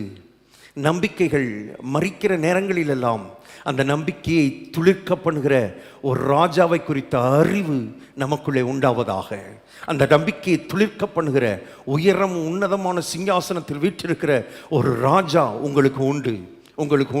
அவர் சொல்லுகிறார், மரித்தேன் ஆனாலும் இதோ சதா காலங்களிலும் நான் உயிரோடு இருக்கிறேன் என்று சொல்லுகிறார். ஆகவே நம்பிக்கைகள் அநேக நேரங்களில் நமக்கு மரித்து போகிறது. அருமையானவர்களே, நம்ம வேலையின் மேலே வைத்திருக்கிற நம்பிக்கை மரித்து போய்விடுகிறது சில நேரங்களில். அருமையானவர்களே, நம்முடைய உழைப்பின் மேல் நம்ம வைத்திருக்கிற நம்பிக்கை மரித்து போய்விடுகிறது. அல்லது நம்முடைய உறவினர்கள் மேலே, அல்லது நண்பர்கள் மேலே, அல்லது சொந்த பந்தங்கள் மேலே, அருமையானவர்களை பெற்ற பிள்ளைகள் மேலே, இப்படி நாம் வைக்கிற நம்பிக்கைகள் எல்லாம் மரிக்கும் பொழுது நான் சொல்லுகிறேன், எப்பொழுதெல்லாம் நம்பிக்கைகள் மரிக்கிறதோ அப்பொழுதெல்லாம் அந்த நம்பிக்கையை துளிர்விட பண்ணுகிற ஒரு ராஜா உங்களுக்கு உண்டு. அறிவு வரட்டும். நாம் அந்த ராஜ்யத்துக்குள்ளே இருக்கிறோம் தெரிந்து கொள்ளுங்கள். இந்த ராஜ்யம் முழுக்க ராஜாவை நம்பி வாழுகிற ஒரு ராஜ்யம். கண்கள் ராஜாவின் பக்கம் திருப்பப்பட வேண்டும் என்று கர்த்தருடைய ஆவியானவர் சொல்லுகிறார். பார்ப்போம். உசியா ராஜா மரணமடைந்த வருஷத்தில் ஆண்டவர் உயரமும் உன்னதமுமான சிங்காசனத்தின் மேல் வீற்றிருக்க கண்டேன் என்று சொல்லுகிறார். சிங்காசனம் சொன்னாலே போதும். சிங்காசனம் சொன்னாலே நமக்கு விளங்குது அவர் ராஜான்னு சொல்லி. சிங்காசனத்தில் உட்கார்ந்துருந்தாலே ராஜா தான். ஆனால் கர்த்தர் அங்கே ஒரு ஆவியானவர் ஒரு எக்ஸ்பிளனேஷனோட அந்த சிங்காசனத்தை போடுகிறார். எப்படி எழுதுகிறார்? உயரமும் உன்னதமுமான சிங்காசனம். இருக்கிறதுலேயே உயரமான சிங்காசனத்தில் அவர் உட்கார்ந்திருக்கிறார். அப்படின்னா என்ன அர்த்தம்? கோர்ட் இருக்கிறது, நீதிமன்றங்கள் இருக்கிறது. அந்த நீதிமன்றங்களில் எல்லாம் சேர்ஸ், பெஞ்சஸ் எல்லாம் போட்டிருக்கிறாங்க. ஆனால் உயரமான ஒரு இடம் இருக்குது. அந்த அந்த அந்த கட்டடத்துக்குள்ள, அந்த ரூமுக்குள்ள உயரமான ஒரு இடம் இருக்குது. அந்த உயரமான ஒரு ஆசனம் இருக்கிறது. அந்த உயரமான ஆசனத்தில் ஒருவர் இருக்கிறார். அவர் யார்? அவர்தான் நீதிபதி, ஜட்ஜு. இப்போ அவர் உயரமான இடத்துல அவர் உட்கார்ந்துருக்கிறதுக்கு காரணம் என்ன பாருங்க. அங்கே அந்த கோர்ட்டில், அந்த நீதிமன்றத்தில் வக்கீல் இருக்கிறார். அவர் பேசுகிறார். குற்றவாளிகள் பேசுகிறார்கள். அவர்கள் தரப்பு வாதங்களை சொல்லுகிறார்கள். சாட்சிகள் வந்திருப்பார்கள். சாட்சிகள் தங்கள் தரப்பு வாதங்களை சொல்லுவார்கள். இப்படி எல்லாரும் பேசுவார்கள். எல்லாருடைய வாயிலிருந்தும் வார்த்தைகள் வரும். ஆனால் அங்கே கடைசியாக முடிவான வார்த்தை யார் வார்த்தைன்னா, அந்த உயரமான சீட்டில் உட்கார்ந்துருக்கிற நீதிபதி சொல்கிற வார்த்தை தான் முடிவான வார்த்தை. அதான் அந்த உயரம். அதுதான் அந்த உயரம் குறிக்கிறது. அதைத்தான் குறிக்கிறது. அவர் என்ன சொல்கிறாரோ அதான் முடிவு. யார் வேணாலும் என்ன வேணாலும் பேசலாம். சாட்சிகள் பேசலாம், குற்றவாளிகள் பேசலாம், வக்கீல் பேசலாம், வாதாடலாம், 1000 பேர் வாதாடலாம், மணிக்கணக்கான 1000 மணிக்கணக்கான நேரங்கள் வாதாடலாம், எல்லாரும் பேசலாம். ஆனால் எதுவுமே நிற்க போறதில்ல. முடிவாய் நிற்க போகிற வார்த்தை, முடிவாய் நிலைத்திருக்க போகிற வார்த்தை யாருடைய வார்த்தைனா, அந்த உயரமும் உன்னதமான இடத்துல ஒருத்தர் உட்கார்ந்துருக்கிறாரு, அவர் பேசுகிற வார்த்தை தான் நிற்க போகுது. நான் சொல்லுகிறேன், உங்களுடைய வாழ்க்கையிலே, உங்களுடைய சூழ்நிலைகளிலே 1000 பேர் 1000 காரியங்களை பேசலாம். உன்னுடைய சூழ்நிலை 1000 காரியங்களை பேசலாம். அருமையானவர்களே, சொந்தக்காரர்கள் 1000 காரியங்கள் பேசலாம். உங்களை சுற்றி இருக்கிறவர்கள் 1000 காரியங்களை பேசலாம். ஆனால் இயேசுவின் நாமத்தில் நான் சொல்கிறேன், உங்கள் வாழ்க்கையில் நிற்க போகிற வார்த்தை, உங்கள் வாழ்க்கையில் நிலைத்திருக்க போகிற வார்த்தை, அது முடிவான வார்த்தை. அது யார் வார்த்தைனா, உயரம் உன்னதமான சிங்காசனத்தில் வீற்றிருக்கிற ஆண்டவருடைய, இந்த தேவனுடைய வார்த்தை தான் முடிவான வார்த்தை என்பதை நீங்கள் தெரிந்து கொள்ள வேண்டும் என்று கர்த்தருடைய ஆவியானவர் விரும்புகிறார். அதுதான் நிற்க போகிறது, அதுதான் நிலைத்திருக்க போகிறது, அதுதான் நடைபெறப் போகிறது, அதுதான் நிறைவேறப் போகிறது என்று கர்த்தருடைய ஆவியானவர் சொல்லுகிறார். அதுதான் உங்க வாழ்க்கையில் நிறைவேறப் போகிறது. உலகமெல்லாம் பேசட்டும், 1000 பேர் பேசட்டும், 1000 லட்சம் பேர் பேசட்டும், உங்க வாழ்க்கை ஒண்ணும் இல்லாம போயிடும். உங்க வாழ்க்கை கீழே போயிடும். நீங்க எந்திரிக்க முடியாது, உங்க குடும்பம் எந்திரிக்க முடியாது, நீங்க இனி வாழ முடியாது. யார் வேணாலும் எது வேணாலும் பேசட்டும், சுற்றி இருக்கிற சூழ்நிலைகள் எல்லாம் பேசட்டும், சுற்றி இருக்கிற பிரச்சனைகள் எல்லாம் பேசட்டும் பேசட்டும். ஆனா உங்களுக்கு ஒன்று தெரியட்டும், கடைசியில் அவர் என்ன பேசுகிறார், கடைசியில் அவருடைய வார்த்தை என்ன? அந்த உயரம் உன்னதமான சிங்காசனத்தில் விற்றிருக்கிற அவர் என்ன பேசுகிறார்? அவர் என்ன பேசுகிறார் தெரியுமா? இஸ்ரவேலை ஆசீர்வதிப்பதே கர்த்தருக்கு பிரியம். இதுதான் அவர் வாயிலிருந்து வந்து கொண்டிருக்கிறது. அருமையானவர்களே, அதான் நிற்க போகுது, அதான் நிலைக்க போகுது, அதான் நடக்க போகுது, அதான் நிறைவேறப் போகிறது என்று இந்த காலவெளியில் கர்த்தருடைய ஆவியானவர் சொல்லுகிறார். ஊர் உலகம், மக்கள், சூழ்நிலைகள் எல்லாம் பேசட்டும். பாருங்க, பவுல் கப்பலில் பிரயாணம் பண்ணி போகிறான், அவனோடு கூட பலர் போகிறார்கள். கப்பல் ஒரு பெரிய புயல் காற்றில் சிக்கி கொண்டது, யூரோக்லிதோன் என்கிற கடுங்காற்றில் சிக்கி கொண்டது. அப்போஸ்தலர் 27 நினைக்கிறேன், வாசித்து பாருங்க. பயங்கரமான காற்று, பயங்கரமான புயல், தப்பி பிழைப்போம் என்கிற நம்பிக்கை இல்லாத ஒரு சூழ்நிலை. அந்த சூழ்நிலையில் எல்லா கப்பலில் இருக்கிற ஜாமானெல்லாம் தூக்கி கடலில் போட வேண்டிய நிர்பந்தம். உயிர் தப்பி பிழைப்போன்றதுக்கு வாய்ப்பு இல்லை. எல்லாரும் பயந்து கத்துகிறார்கள். மாலுமி ஒன்று சொல்கிறான், நூற்றுக்கு அதிபதி ஒன்று சொல்கிறான், எல்லாம் அருமையாலே ஆளுக்கு ஒன்று பேசுகிறாங்க. ஆனால் பவுலோடு கூட தேவன் பேசுகிறார். தேவன் பேசும்போது சொல்கிறாரு, உங்கள் யாருக்கும் உயிர் சேதம் வராது. பவுலே, உன் நிமித்தம் உன்னோட இருக்கிற எல்லாரையும் நான் காப்பாற்ற போகிறேன். இது தேவன் தூதன் அனுப்பி சொன்ன வார்த்தை. பாருங்க, புயல் ஒன்றை சொல்லிக்கிட்டு இருக்குது, காற்று ஒன்றை சொல்லிக்கிட்டு இருக்குது. அருமையானவர்களே, சூழ்நிலைகள் எல்லாம் பயங்கரமாய் பேசி கொண்டிருக்கிறது. கப்பல் அப்படியே தத்தளித்து கொண்டிருக்கிறது. மக்கள் அலறி கொண்டிருக்கிறார்கள். ஆளுக்கு ஒன்று பேசுகிறாங்க. ஆனால் ஃபைனலாக அவர் என்ன பேசினார்? அவர் என்ன சொன்னார்? சேதம் வராதுன்னு சொன்னார். அப்போது பவுல் சொன்னார், விளங்குனவர், ராஜாவை குறித்த, உயரம் உன்னதமான சிங்காசனத்தில் வீற்றிருக்கிறவரை குறித்த அறிவோடு பவுல் சொல்றாரு, எனக்கு சொல்லப்பட்ட பிரகாரமாகவே நடக்கும். 1000 இந்த சுற்றி 1000 நடக்கலாம், 1000 சூழ்நிலைகள் இருக்கலாம், 1000 பேர் 1000 பேசலாம். ஆனால் பவுலுக்கு ஒன்று தெரியும், யார் என்ன சொன்னாலும் எனக்கு தேவனால் சொல்லப்பட்ட பிரகாரமாகவே நடக்கும். ஏன் தெரியுமா? அதுதான் ஃபைனல் வேர்டு. அவருடைய வார்த்தை தான் ஃபைனல் வேர்டு. அதுதான் முடிவான வார்த்தை, அதுதான் நிலைத்திருக்கிற வார்த்தை, அதுதான் நிற்கிற வார்த்தை. 1,00,000 பேர் பேசட்டும், கோடி பேர் பேசட்டும், உலகமே பேசட்டும், 800 கோடி பேர் பேசட்டும், ஆனால் உயரம் உன்னதமான சிங்காசனத்தில் வீற்றிருக்கிறவர் அவர் என்ன சொல்லுகிறார்? அவர் சொல்லுகிறார், கர்த்தரின் மேய்ப்பராக இருக்கிறார், தாழ்ச்சி அடையேன், ஜீவனுள்ள நாளெல்லாம் நன்மையும் கிருபை மாத்திரமே தொடரும். அருமையானவர்களே, அவருடைய தழும்புகளால் நீங்கள் குணமானீர்கள். இதுதான் ஃபைனல் வேர்டு. இதை இப்படி எடுக்கணும் அருமையானவர்களே. இப்படி நீங்கள் விசுவாசிக்கும்படி கர்த்தருடைய ஆவியானவர் இந்த காலை உங்களுக்கு ஒரு அழைப்பை கொடுக்கிறார். ஏன்னா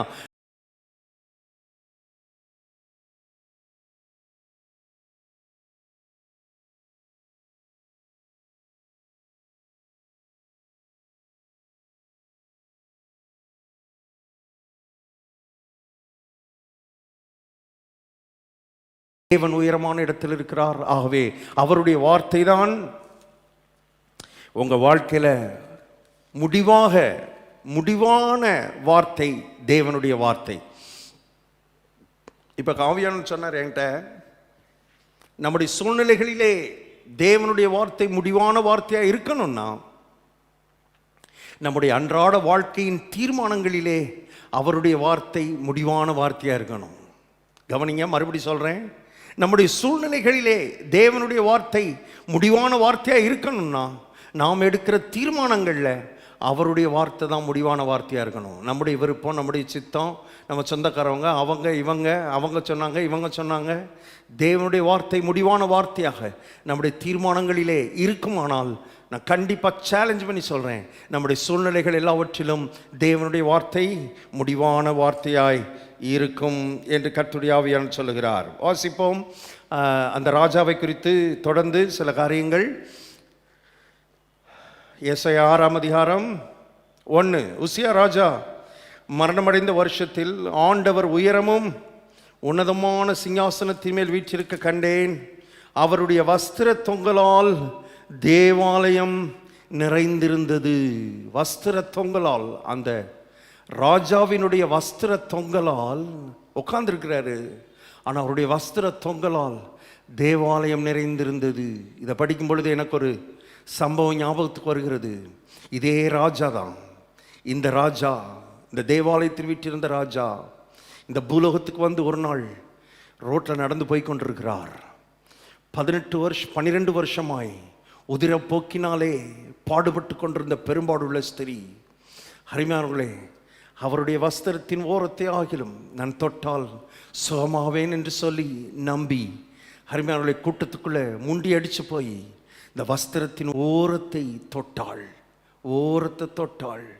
இயேசு ஜெபிக்கவில்லை, இயேசு தன் கரத்தை வைக்கல, இவ போய் ராஜாவினுடைய வஸ்திரத்தின் ஓரத்தை தொட்டாள்.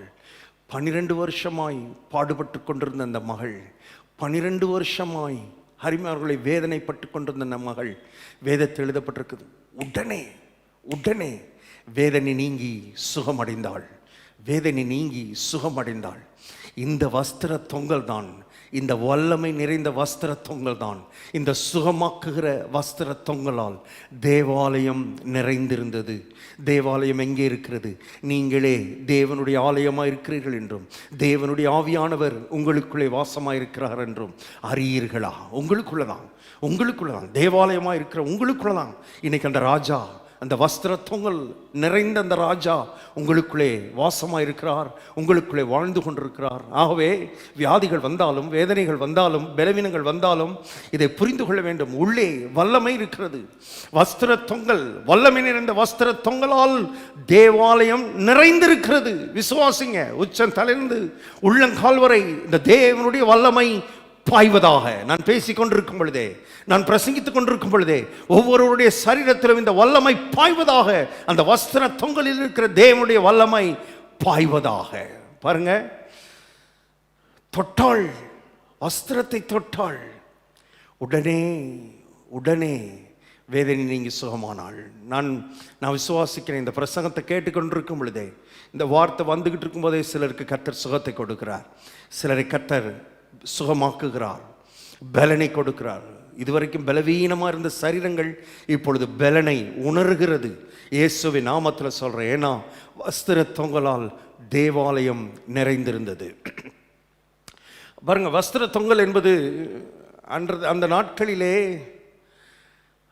ராஜாக்களை பொறுத்தளவில் அவங்களுடைய வஸ்திரம் என்பது ரொம்ப ரொம்ப முக்கியம். பாருங்க, ராஜாக்களுக்கு அவர்களுடைய பெருமையை வெளிக்காண்பிக்கிற ஒன்று, ராஜாக்களுடைய மகிமையை வெளிக்காட்டுகிற ஒன்று வஸ்திரம். அதனால ராஜாக்கள் வஸ்திரங்களுக்கு ரொம்ப முக்கியத்துவம் கொடுப்பாங்க. அதற்கென்றே டிசைனர்ஸ், அந்த அவர்களுடைய வஸ்திரத்தை டிசைன் பண்ணுறதுக்குன்னே சிலர் நியமித்திருப்பார்கள். அவங்க வேலையே ராஜாவுக்கு வஸ்திரம் செய்கிறது தான், அவர்களுக்கு ஆடைகள் அணிகலன்கள் செய்கிறதான். பாருங்கள், ஏன்னா ராஜாக்களை பொறுத்தளவில் ராஜாக்களுடைய வஸ்திரம் அவர்களுடைய மகிமை பிரதாபத்தை வெளிக்காண்பிக்கிறதா இருக்கிறது. அவைதான் இயேசு இந்த காட்டு புஷ்பத்தை பற்றி சொல்லும் பொழுது சொல்லுகிறார். காட்டு புஷ்பத்தை எப்படி கர்த்தர் உடுத்துவித்திருக்கிறான்னு பாருங்க. சாலமோன் முதலாய் தன்னுடைய சர்வ மகிமையிலும் இவைகளில் ஒன்றை போலாகிலும் உடுத்தியிருந்ததில்லை என்று சொல்லுகிறார். அப்படின்னா என்னன்னா, ட்ரெஸ் வஸ்திரம் என்பது ராஜாக்களை பொறுத்தளவில் அவர்களுடைய மகிமையை வெளிப்படுத்துகிறது. வஸ்திர தொங்கலால் தேவாலயம் நிறைந்திருந்தது அப்படின்னு சொன்னா அந்த தேவனுடைய மகிமை தேவாலயம் முழுவதையும் நிரப்பி இருந்தது. அப்படின்னா தேவாலயம் இன்னைக்கு நீங்களும் நானும் தான் தேவாலயம்னா, இந்த தேவாலயத்தை தேவனுடைய மகிமை நிரப்பி இருக்கிறது என்ற அர்த்தம். மகிமையினால் கர்த்தர் நம்மை நிரப்பி இருக்கிறார். அவை வேதம் சொல்லுகிறது, அதனால தான் எழுதப்பட்டிருக்கிறது, எவர்களை முன் அறிந்தார்களோ அவரை முன் குறித்தார், எவர்களை முன் குறித்தாரோ அவர்களை அழைத்தார், எவர்களை அழைத்தாரோ அவர்களை நீதிமான்களாக்கினார், எவர்களை நீதிமான்களாக்கினாரோ அவர்களை மகிமைப்படுத்தினார். பாருங்க, ராஜாவுக்கு இருக்கிற மகிமையை குடிமக்களுக்கு கொடுக்கிறார். அவருடைய பிள்ளைகள், குடிமக்கள் எல்லாரும் அவருடைய பிள்ளைகள், எல்லாருக்கும் அந்த மகிமையை கொடுக்கிறார். மகிமையினாலும் கனத்தினாலும் முடிசூட்டினார். மகிமையினாலும் கனத்தினாலும் முடிசூட்டினார். இந்த ராஜ்யத்தின் பிள்ளைகளுக்கென்று ஒரு ஒரு ஒரு டிக்னிட்டியை கர்த்தர் கொடுக்கிறார். ஒரு மரியாதை கர்த்தர் கொடுக்கிறார். மதிப்பை கர்த்தர் கொடுக்கிறார். மதிப்புக்குரியவர்களாய், மரியாதைக்குரியவர்களாய் அவர்களை கர்த்தர் வாழ வைக்கிறார். அருமையான தேவனுடைய பிள்ளையே, ஒரு மாதிரி கூனி குறுகிய அவமானத்திலே வாழ்வது தேவனுடைய திட்டம் இல்லை. தேவனுடைய பிள்ளைகள், ராஜ்யத்தின் பிள்ளைகள், இந்த ராஜாவை குறித்து அறிந்திருக்கிறவர்கள். அதனால தான் நான் சொல்றேன், மதத்துக்குள்ள கிடக்கக்கூடாது. மத சடங்கை பண்ணிட்டேன், அதை அங்கே போயிட்டேன், இதை பண்ணிட்டேன், இதை முடிச்சிட்டேன், இது இல்லை. இது ராஜ்யம். இது ராஜ்யத்தின் பிரஜைகளாய் வாழ்வது. தொடர்ந்து கர்த்தருடைய ஆவியான நம்மோடு பேச விரும்புகிறார். ராஜ்யத்தின் பிரஜைகள் ஒரு மாதிரி அருமையானவர்களே அவமானப்பட்டு கூடி குறுகி வாழுகிற வாழ்க்கைக்கு கர்த்தர் நம்மை அழைக்கவில்லை. மகிமையினாலே கர்த்தர் நம்மை நிரப்பி இருக்கிறார். மகிமையினாலும் கனத்தினாலும் கர்த்தர் முடிசூட்டி இருக்கிறார். பிசாசு அருமையானவர்களே அன்னைக்கு ஆதாம பாவம் செய்ய வைத்ததன் மூலமாக, மனிதனை பாவத்துக்குள்ளே தள்ளினதன் மூலமாக அவமானத்துக்குள்ளே தள்ளிவிட்டான், கூனி குறுக வச்சுட்டான். இப்ப அவன் கையிலிருந்து திரும்ப அதை பிடுங்கி எடுக்கிறதுக்கு தான் இவ்வளோ பெரிய மகிமையில் இருந்தவர், இவ்வளவு வஸ்திர தொங்கலால் தேவாலயம் நிறைந்திருந்தது என்று வாசிக்கிறோம். ஆனால் இதே ராஜா தான் கல்வாரி சிலுவையிலே வஸ்திரமே இல்லாமல் தொங்கிக் கொண்டிருந்தார் என்கிறதை உங்களுக்கு ஞாபகப்படுத்துகிறேன். தன்னுடைய சரீரத்தில் ஒரு துண்டு துணி இல்லாமல் கல்வாரி சிலுவையிலே அருமையானவர்களே இயேசு கிறிஸ்து தொங்கினார். ஏன் தொங்கினார்? எதுக்கு தொங்கினார்?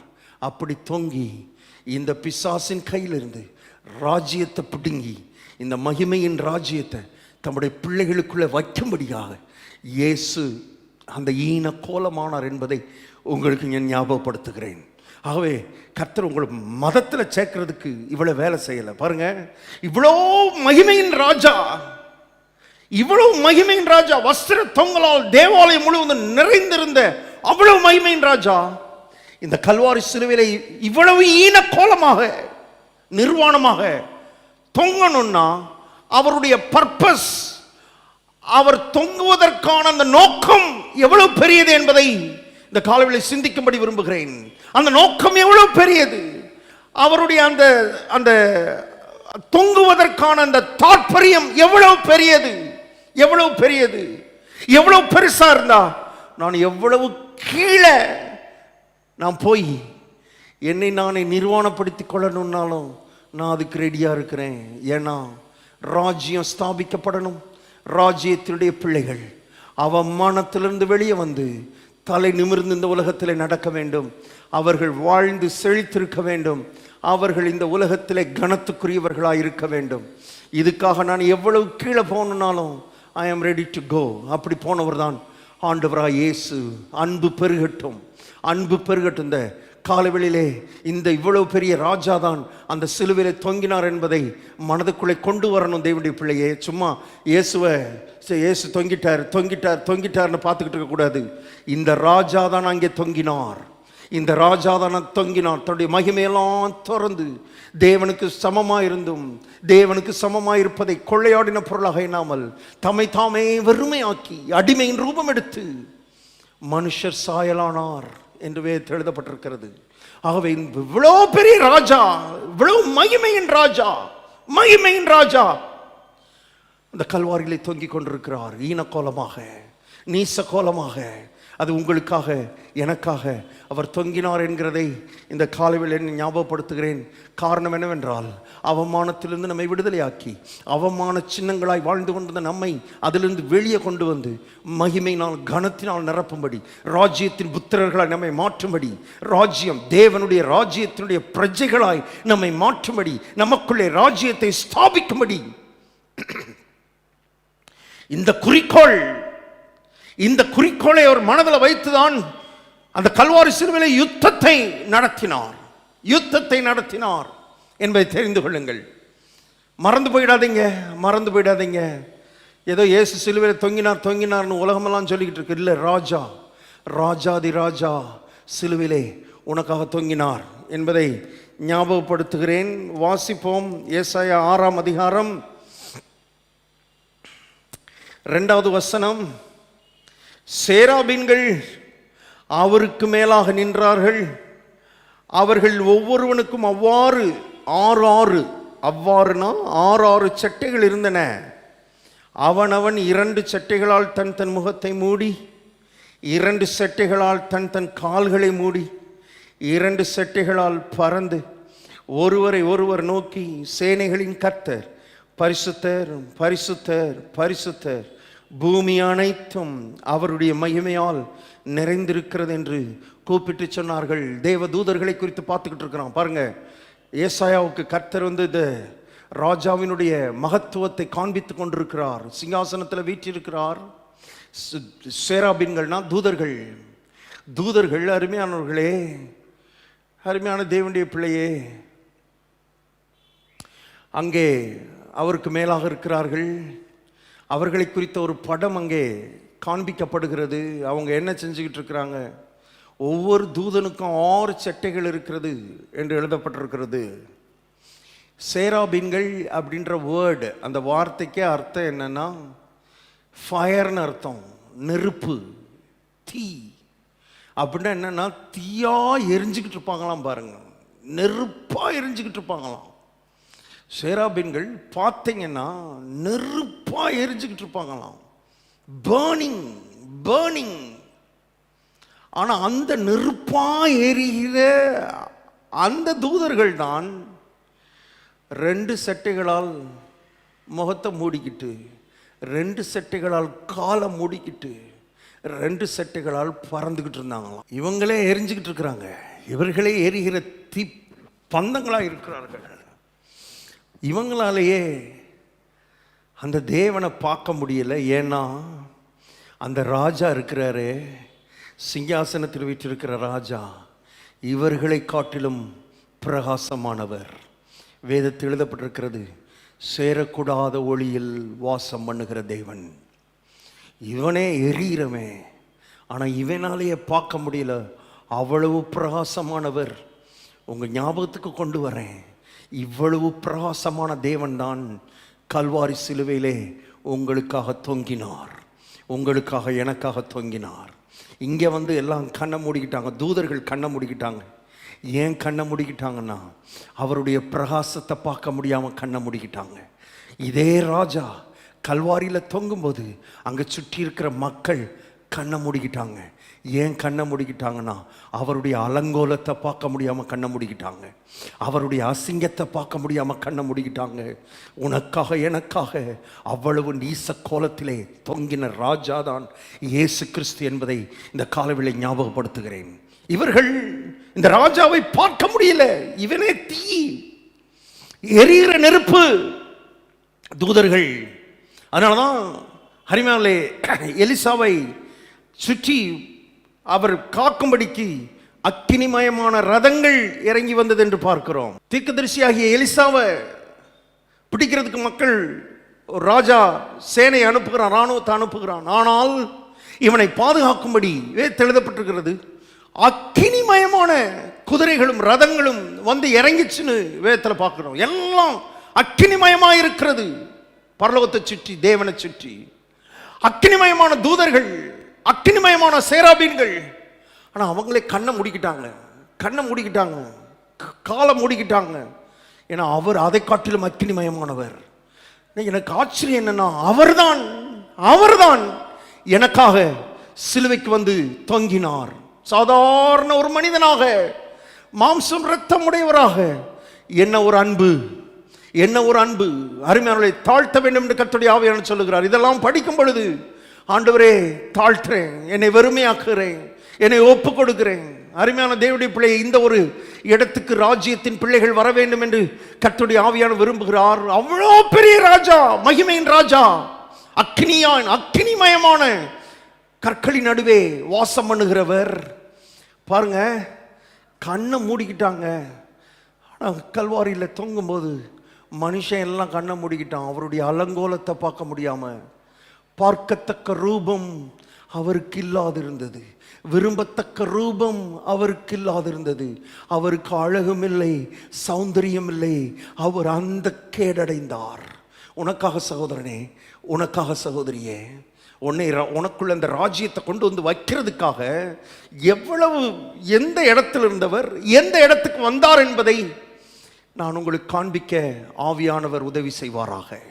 ஆவியானவர் கண்களை திறப்பாராக. இந்த கால வேளையில் ஏதோ ஒரு மதத்துக்குள்ளே இருக்கிறோம் நினச்சிக்கிட்டு இருக்காதீங்க. மதம் இல்லை, இது ஒரு ராஜ்யத்தினுடைய கதையை நான் பேசிக்கொண்டிருக்கிறேன். ராஜ்யத்தினுடைய வாழ்க்கை முறையை நான் பேசிக்கொண்டிருக்கிறேன். ராஜ்யம் ஸ்தாபிக்கப்பட்டதனுடைய அந்த பின்னணியை நான் உங்களுக்கு சொல்லிக்கிட்டு இருக்கிறேன். இந்த ராஜ்யம் ஸ்தாபிக்கப்படுறதுக்காக எங்க இருந்தவர், எங்க வந்தார், எவ்வளவு உயரத்தில் இருந்தவர், எவ்வளவு தாழ்ந்த இடத்துக்கு வந்தார் என்பதை அறியும் பொழுது இந்த ராஜ்யம் எவ்வளவு முக்கியம், இந்த ராஜ்யத்தை பரப்புவது எவ்வளவு முக்கியம், இந்த ராஜ்யத்தை விரிவடைய செய்வது எவ்வளவு முக்கியம், இந்த ராஜ்யத்துக்காக வாழ்வது எவ்வளவு முக்கியம். கவனிங்கள், சீக்கிரமாய் தொடர்வோம். ஏசாயா 6ஆம் அதிகாரம் 3வது வசனம். ஒருவரை ஒருவர் நோக்கி, சேனைகளின் கர்த்தர் பரிசுத்தர், பரிசுத்தர், பரிசுத்தர். ஒவ்வொன்றையும் கர்த்தர் ஆவியானவர் நமக்கு வெளிப்படுத்த விரும்புகிறார். சேனைகளின் கர்த்தர். சேனைகளின் கர்த்தர்னா என்ன அர்த்தம் தெரியுமா? 2 விதமான சேனைகள் இருக்கிறது. ஒன்று வானம், பூமி, சூரியன், சந்திரன், சூரிய சந்திர நட்சத்திரங்கள். இது ஒரு சேனை, வான சேனைகள் என்று வேதம் சொல்லுகிறது. இன்னொரு சேனை என்னன்னா, தேவ தூதர்கள் எல்லாரும், கோடான கோடி, 1000 10,000 தூதர்கள் சேனை. இந்த எல்லா சேனைகளுக்கும் கர்த்தர் அவர்தான். இது எல்லா சேனைகளையும் ஆளுகிறவர் அவர்தான். இந்த எல்லா சேனைகளையும் ஆட்சி செய்கிறவர் அவர்தான். அதனால தான் அவருக்கு பேரு சேனைகளின் கர்த்தர் என்று எழுதப்பட்டிருக்கிறது. கவனிங்க, நான் சொல்றேன், இவ்வளோ கோடான கோடி தூதர்கள், அவர் வாயை திறந்த அவருடைய வாயின் வார்த்தைக்காக காத்து கொண்டிருக்கிற தூதர்கள், கோடி கோடியான தூதர்கள். அவர் வாயிலிருந்து என்ன சொல்லுவார், என்ன செய்யலான்னு காத்து கொண்டிருக்கிற தூதர்கள். அப்படிப்பட்ட சேனைகளின் கர்த்தர் தான். ஒரே ஒரு தூதனுடைய உதவி கூட இல்லாமல் அந்த கல்வாரி சிலுவையிலே தொங்கிக் கொண்டிருந்தார். ராஜ்யத்துக்காக, உனக்குள்ளே ராஜ்யத்தை கொண்டு வரும்படியாக. கவனிக்கணும் அருமையான தேவனுடைய பிள்ளையே, ஒரு தூதனுடைய உதவி அங்கே கிடையாது. எந்த தூதன், எல்லா தூதனுடைய கரங்களும் கட்டப்பட்டு விட்டன. எல்லா தூதனுடைய கரங்களும் கட்டப்பட்டு விட்டன. யாருடைய உதவியும் இல்லாமல் அருமையானவர்களை உதவியற்றவராய், நாதியற்றவராய், ஒரு அனாதையைப் போல அந்த கல்வாரி சிலுவையில் தொங்கினார். ஏன்னா தொங்குனாத்தான் ராஜ்யத்தை இந்த உலகத்துக்குள்ளே கொண்டு வர முடியும். தேவனுடைய ராஜ்யத்தை இந்த உலகத்துக்குள்ளே ஸ்தாபிக்க முடியும். தேவனுடைய ராஜ்யம் மனிதனுடைய உள்ளத்துக்குள்ளே ஸ்தாபிக்க முடியும். ஒரே குறிக்கோள், ஒரே லட்சியம், ஒரே லட்சியம். இந்த சேனைகளின் கர்த்தர். அங்க எந்த சேனையா, ஒரு தூதன் அங்க வந்தான்னா போதும், இயேசு காப்பாத்தி அப்படி தூக்கிட்டு போயிடுவான் பரலோகத்துக்கு. ஒரு தூதன் வந்தா போதும். ஒரே ஒரு தூதன் வந்தா, பிலாத்துவாவது, ஏரோதுவாவது, அருமையானவர்களை அங்க அடிக்கிறவனாவது, போர் சேவர்கள் யாரும் பக்கத்தில் நிற்க முடியாது. வேதத்தில் எழுதப்பட்டிருக்கு, ஒரே ஒரு தூதன் ஒரே ஒரு நைட்ல வந்து 1,85,000 அருமையானவர்களே அசீரிய படை வீரர்களை ஒரே நைட்ல சங்கரிச்சுட்டு போயிட்டான். 1,85,000 பேரை யோசித்து பாருங்க. அன்னைக்கு அங்க இருந்தது ஒரு 1000 பேர் இருந்திருப்பாங்களான்னு தெரியாது. பாருங்க, ஒரு தூதன் வந்தா எல்லா வேலையும் முடிச்சுட்டு வருவான். ஒரு தூதன் கூட வரல. ஏன்னா ஒரு தூதன் வந்து அவரை காப்பாத்திட்டு போயிருந்தா நீங்கள் நானும் காப்பாற்றப்பட முடியாது. பிசாசின் ஆளுகைக்குள்ளதான் நித்தியமாய் வாழ்ந்து கொண்டிருப்போம். பிசாசினுடைய அடிமைத்தனத்துக்குள்ள, பிசாசின் ராஜ்யத்துக்குள்ள. இப்ப பிசாசின் ராஜ்யத்துக்குள்ள இருந்து நம்மை பிடுங்கி எடுத்து தேவனுடைய ராஜ்யத்தின் பிரஜைகளாக அன்பின் குமாரனுடைய ராஜ்யத்துக்கு நம்மை உட்படுத்த வேண்டுமானால் அன்னைக்கு ஞாதியற்றவராய் தொங்க வேண்டியது இருந்தது. தொங்கினார். இப்படித்தான் ராஜ்யம் ஸ்தாபிக்கப்பட்டது. பாருங்க, வாசிப்போம். ஏசாயா 6ஆம் அதிகாரம் 3வது வசனம். ஒருவர் நோக்கி சேனைகளின் கர்த்தர் பரிசுத்தர், பரிசுத்தர், பரிசுத்தர். திரும்ப சொல்றாங்க, பரிசுத்தர், பரிசுத்தர், பரிசுத்தர். இது கோடி வருடங்களாக சொல்லிக்கொண்டே இருக்கிறார்கள் அந்த தேவனை பார்த்து. இந்த ராஜா தான், இந்த பரிசுத்தம் உள்ளவர் தான், பரிசுத்தர், பரிசுத்தர், பரிசுத்தர். அருமையானவர்களே, இனி சொல்றதுக்கு வார்த்தையே இல்லை. அப்படிப்பட்ட பரிசுத்தத்தில் இருந்தவர் தான் அகில உலகத்தினுடைய பாவத்தையும் சுமந்தவராய் இந்த சிலுவையிலே தொங்கிக் கொண்டிருக்கிறார். அருமையானவர்களே, எழுதப்பட்டிருக்கிறது, நாம் அவருக்குள் தேவனுடைய நீதியாகும்படிக்கு பாவம் அறியாத அவரை தேவன் நமக்காக பாவமாக்கினார். இந்த ராஜா தான் அங்கே தொங்கிக் கொண்டிருக்கிறார். இந்த பரிசுத்தமுள்ள ராஜா தான் பாவத்தை ஏற்றுக்கொண்டு தொங்கிக் கொண்டிருக்கிறார். காரணம், ராஜ்யம் ஸ்தாபிக்கப்பட வேண்டும். ராஜ்யம் இந்த உலகத்துக்குள்ளே வர வேண்டும். நீதிமான்களாய் மாற வேண்டும்.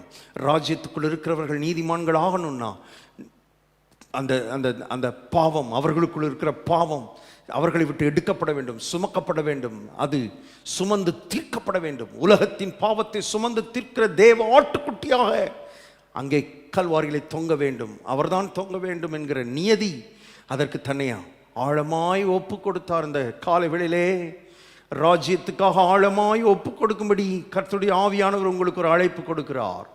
மதத்துக்குள்ள இல்லை, மதத்தில் இருந்து மத வழிபாடுகளை நடத்திட்டு போறதுக்காக கர்த்தர் நம்மை அழைக்கவில்லை. ஒரு ஆழமான அர்ப்பணிப்பு ராஜ்யத்துக்காக, ராஜ்யத்தின் குடிமக்களாக கர்த்தர் நமக்கு ஒரு அழைப்பு கொடுக்கிறார். சீக்கிரமா பகுதியை வாசித்து முடிச்சிடலாம். 4வது வசனம். கூப்பிடுகிறவர்களின் சத்தத்தால் வாசல்களின் நிலைகள் அசைந்து ஆலயம் புகையினால் நிறைந்தது. அப்பொழுது நான் ஐயோ அதமானேன், நான் அசுத்த உதடுகளுள்ள மனுஷன், அசுத்த உதடுகளுள்ள ஜனங்களின் நடுவில் வாசமாயிருக்கிறவன், சேனைகளின் கர்த்தராகிய ராஜாவை என் கண்கள் கண்டதே என்றேன். ஏசாயா சொல்றான், இவ்வளவையும் பார்த்துட்டு உயரம் உன்னதமான சிங்காசனம், வஸ்திர தொங்கல், சேராபீன்கள், அவர்கள் கண்ணை மூடி இருக்கிறது, அவர்கள் கால்களை மூடி இருக்கிறது, அவர்கள் சொல்லுகிற சேனைகளின் கர்த்தர் பரிசுத்தர், பரிசுத்தர். இதெல்லாம் பார்த்த உடனே இந்த சேனைகளின் கர்த்தராகிய ராஜாவை கண்ணு கண்ட மாத்திரத்தில் அவன் சொல்றான், என் உதடு அசுத்த உதடு, நான் இங்கே நிற்கிறதுக்கு எனக்கு தகுதி இல்லை. அருமையான தேவனுடைய பிள்ளையே, நான் இங்கே நிற்கிறதுக்கு தகுதி இல்லை. அசுத்த உதடுகள் உள்ள ஜனங்கள நடுவில் நான் வாழ்ந்துக்கிட்டு இருக்கிறேன். பெரிய ஊழியக்காரன், பெரிய தீர்க்கதரிசி, 5 அதிகாரம் பயங்கரமான பிரசங்கம் பண்ணவேன். நீங்கள் முந்தின 5 அதிகாரம் பார்த்தீங்கன்னா பயங்கரமாக பிரசங்கம் பண்ண ஆள். ஆனால் இப்போ சொல்கிறான், அசுத்த உதடுகள் உள்ள மனுஷன். ராஜாவை பார்க்க வேண்டிய விதத்தில் பார்த்துட்டா. அருமையார்களே, தாழ்த்துகிற ஒரு உள்ளம், தாழ்த்துகிற இருதயம், நம்மை சரியாய் பார்க்கிற ஒரு பார்வை வந்துடும் பாருங்க. என் சொல்கிறான், என் உதடா சுத்த உதடுயா, இனி என்னால் பேச முடியுமா, இனி என்னால் பிரசங்கம் பண்ண முடியுமா, இனி நான் தீர்க்க தரிசனம் சொல்ல முடியுமான்னு எனக்கு தெரியல. ஏன்னா நான் பார்க்க வேண்டியவரை பார்த்துட்டேன், பார்க்க வேண்டிய பரிசுத்த ராஜாவை நான் பார்த்துட்டேன். சொல்கிறாரு, சேனைகளின் கர்த்தராகிய ராஜாவை என் கண்கள் கண்டதே. இந்த இடத்துக்கு வந்தோடனே எனக்கு ஆச்சரியம் என்னென்னா, நீ அசுத்த உதடுள்ள மனுஷன், நீ போயிடு, உனக்கு இந்த ஊழியத்துக்கும் தகுதி இல்லை அப்படின்னு அந்த ராஜா சொல்லலை. இவனை டிஸ்குவாலிஃபை பண்ணலை. பாருங்க, நம்முடைய தேவன் அந்த ராஜாதி ராஜா என்ன பண்ணுறார்? அடுத்த வசனம் எழுதப்பட்டிருக்கிறது, அப்பொழுது சேராபீன்களில் ஒருவன் பலிபீடத்திலிருந்து தன் கையிலே பிடித்த குறட்டால் ஒரு நெருப்பு தழலை எடுத்து என்னிடத்தில் பறந்து வந்து அதனால் என் வாயை தொட்டு, இதோ இது உன் உதடுகளை தொட்டதினால் உன் அக்கிரமம் நீங்கி உன் பாவம் நிவிர்த்தியானது என்றான். இவன் அசுத்த உதடுள்ள மனுஷன் சொன்ன மாத்திரத்தில் அவனை டிஸ்குவாலிஃபை பண்ணலை, அவனை ரிஜெக்ட் பண்ணலை, நெக்லெக்ட் பண்ணலை, அவனை ஓரங்கட்டலை. உலகம் அப்போ ஓரங்கட்டிடும், உலக மனுஷன் தள்ளிடுவான். ஆனால் இவ்வளோ பெரிய ராஜா, இவ்வளோ பெரிய தேவன் பாருங்க, தூதன் வர்றான், தூதன் அனுப்புகிறார். அவன் பலிபீடத்திலிருந்து ஒரு நெருப்பு தழலை எடுத்துட்டு வந்து அவன் வாயை தொட்டு சொல்றான், உன் பாவம் நிவிர்த்தியானது, உன் அக்கிரமம் நீங்கினது. இந்த காலவெள்ளை கர்த்தருடைய ஆவியானவர் சொல்லுகிறார், குற்ற உணர்விலேயே தேவனுடைய ராஜ்யத்தில் நீ வாழ வேண்டிய அவசியம் இல்லை. தேவனுடைய ராஜ்யம் குற்ற உணர்வு அற்ற ராஜ்யம், குற்ற மனசாட்சி அற்ற ராஜ்யம். பாருங்க, இது ஒரு நீதி உள்ள ராஜ்யம், எல்லாரையும் நீதிமான்களாய் மாற்றுகிற ராஜ்யம், எல்லாரையும் ரைட் பர்சன்ஸா மாற்றுகிற ராஜ்யம். யாரையும் அசட்டை பண்ணி, யாரையும் புறந்தள்ளி, யாரையும் நெக்லெக்ட் பண்றது தேவனுடைய ராஜ்யத்தில் கிடையாது. தேவனுடைய ராஜ்யத்தில் கிடையாது. எல்லாரையும் நீதிமான்களாக்குகிற ராஜ்யம், விசுவாசத்தினாலே நீதிமான்களாக்குகிற ராஜ்யம். இதுதான் தேவன், இவர்தான் ராஜா. இந்த ராஜாவினுடைய ராஜ்யத்தில் தான் நீங்கள் நான் வாழ்ந்து கொண்டிருக்கிறோம். உலகம் மனுஷனை எப்படி குற்றப்படுத்தலாம், மனுஷனை எப்படி குற்றவாளியாக்கலாம், மனுஷனை எப்படி திரும்ப திரும்ப திரும்ப திரும்ப குத்தி காமிக்கலாம், அவனுக்கு குற்ற மனசாட்சியை கொடுக்கலாம், குற்ற உணர்வுக்குள்ள கொண்டு வரலாம். இதுதான் இன்னைக்கு உலகம், பிசாசினுடைய உலகம். ஆனால் தேவனுடைய ராஜ்யம் அப்படி கிடையாது. தேவனுடைய ராஜ்யம் குற்ற உணர்வில் இருக்கிற மனிதனை வெளியே கொண்டு வந்து நிவர்த்தியானது, உன் பாவம் நிவர்த்தியானது, உன் பாவம் நிவர்த்தியானது, உன் அக்கிரமம் நீங்கிவிட்டது.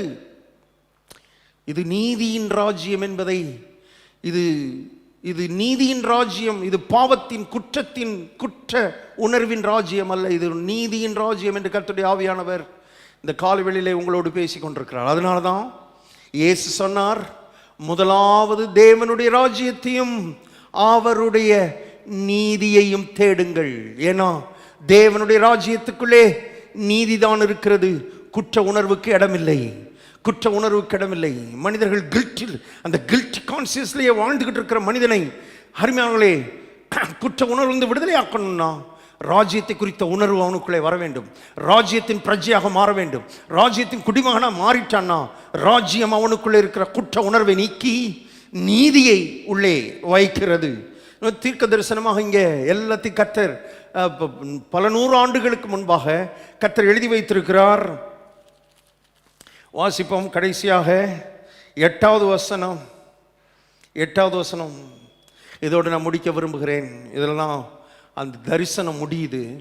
8வது வசனம், பின்பு யாரை நான் அனுப்புவேன், யார் நமது காரியமாய் போவான் என்று உரைக்கிற ஆண்டவருடைய சத்தத்தை கேட்டேன்.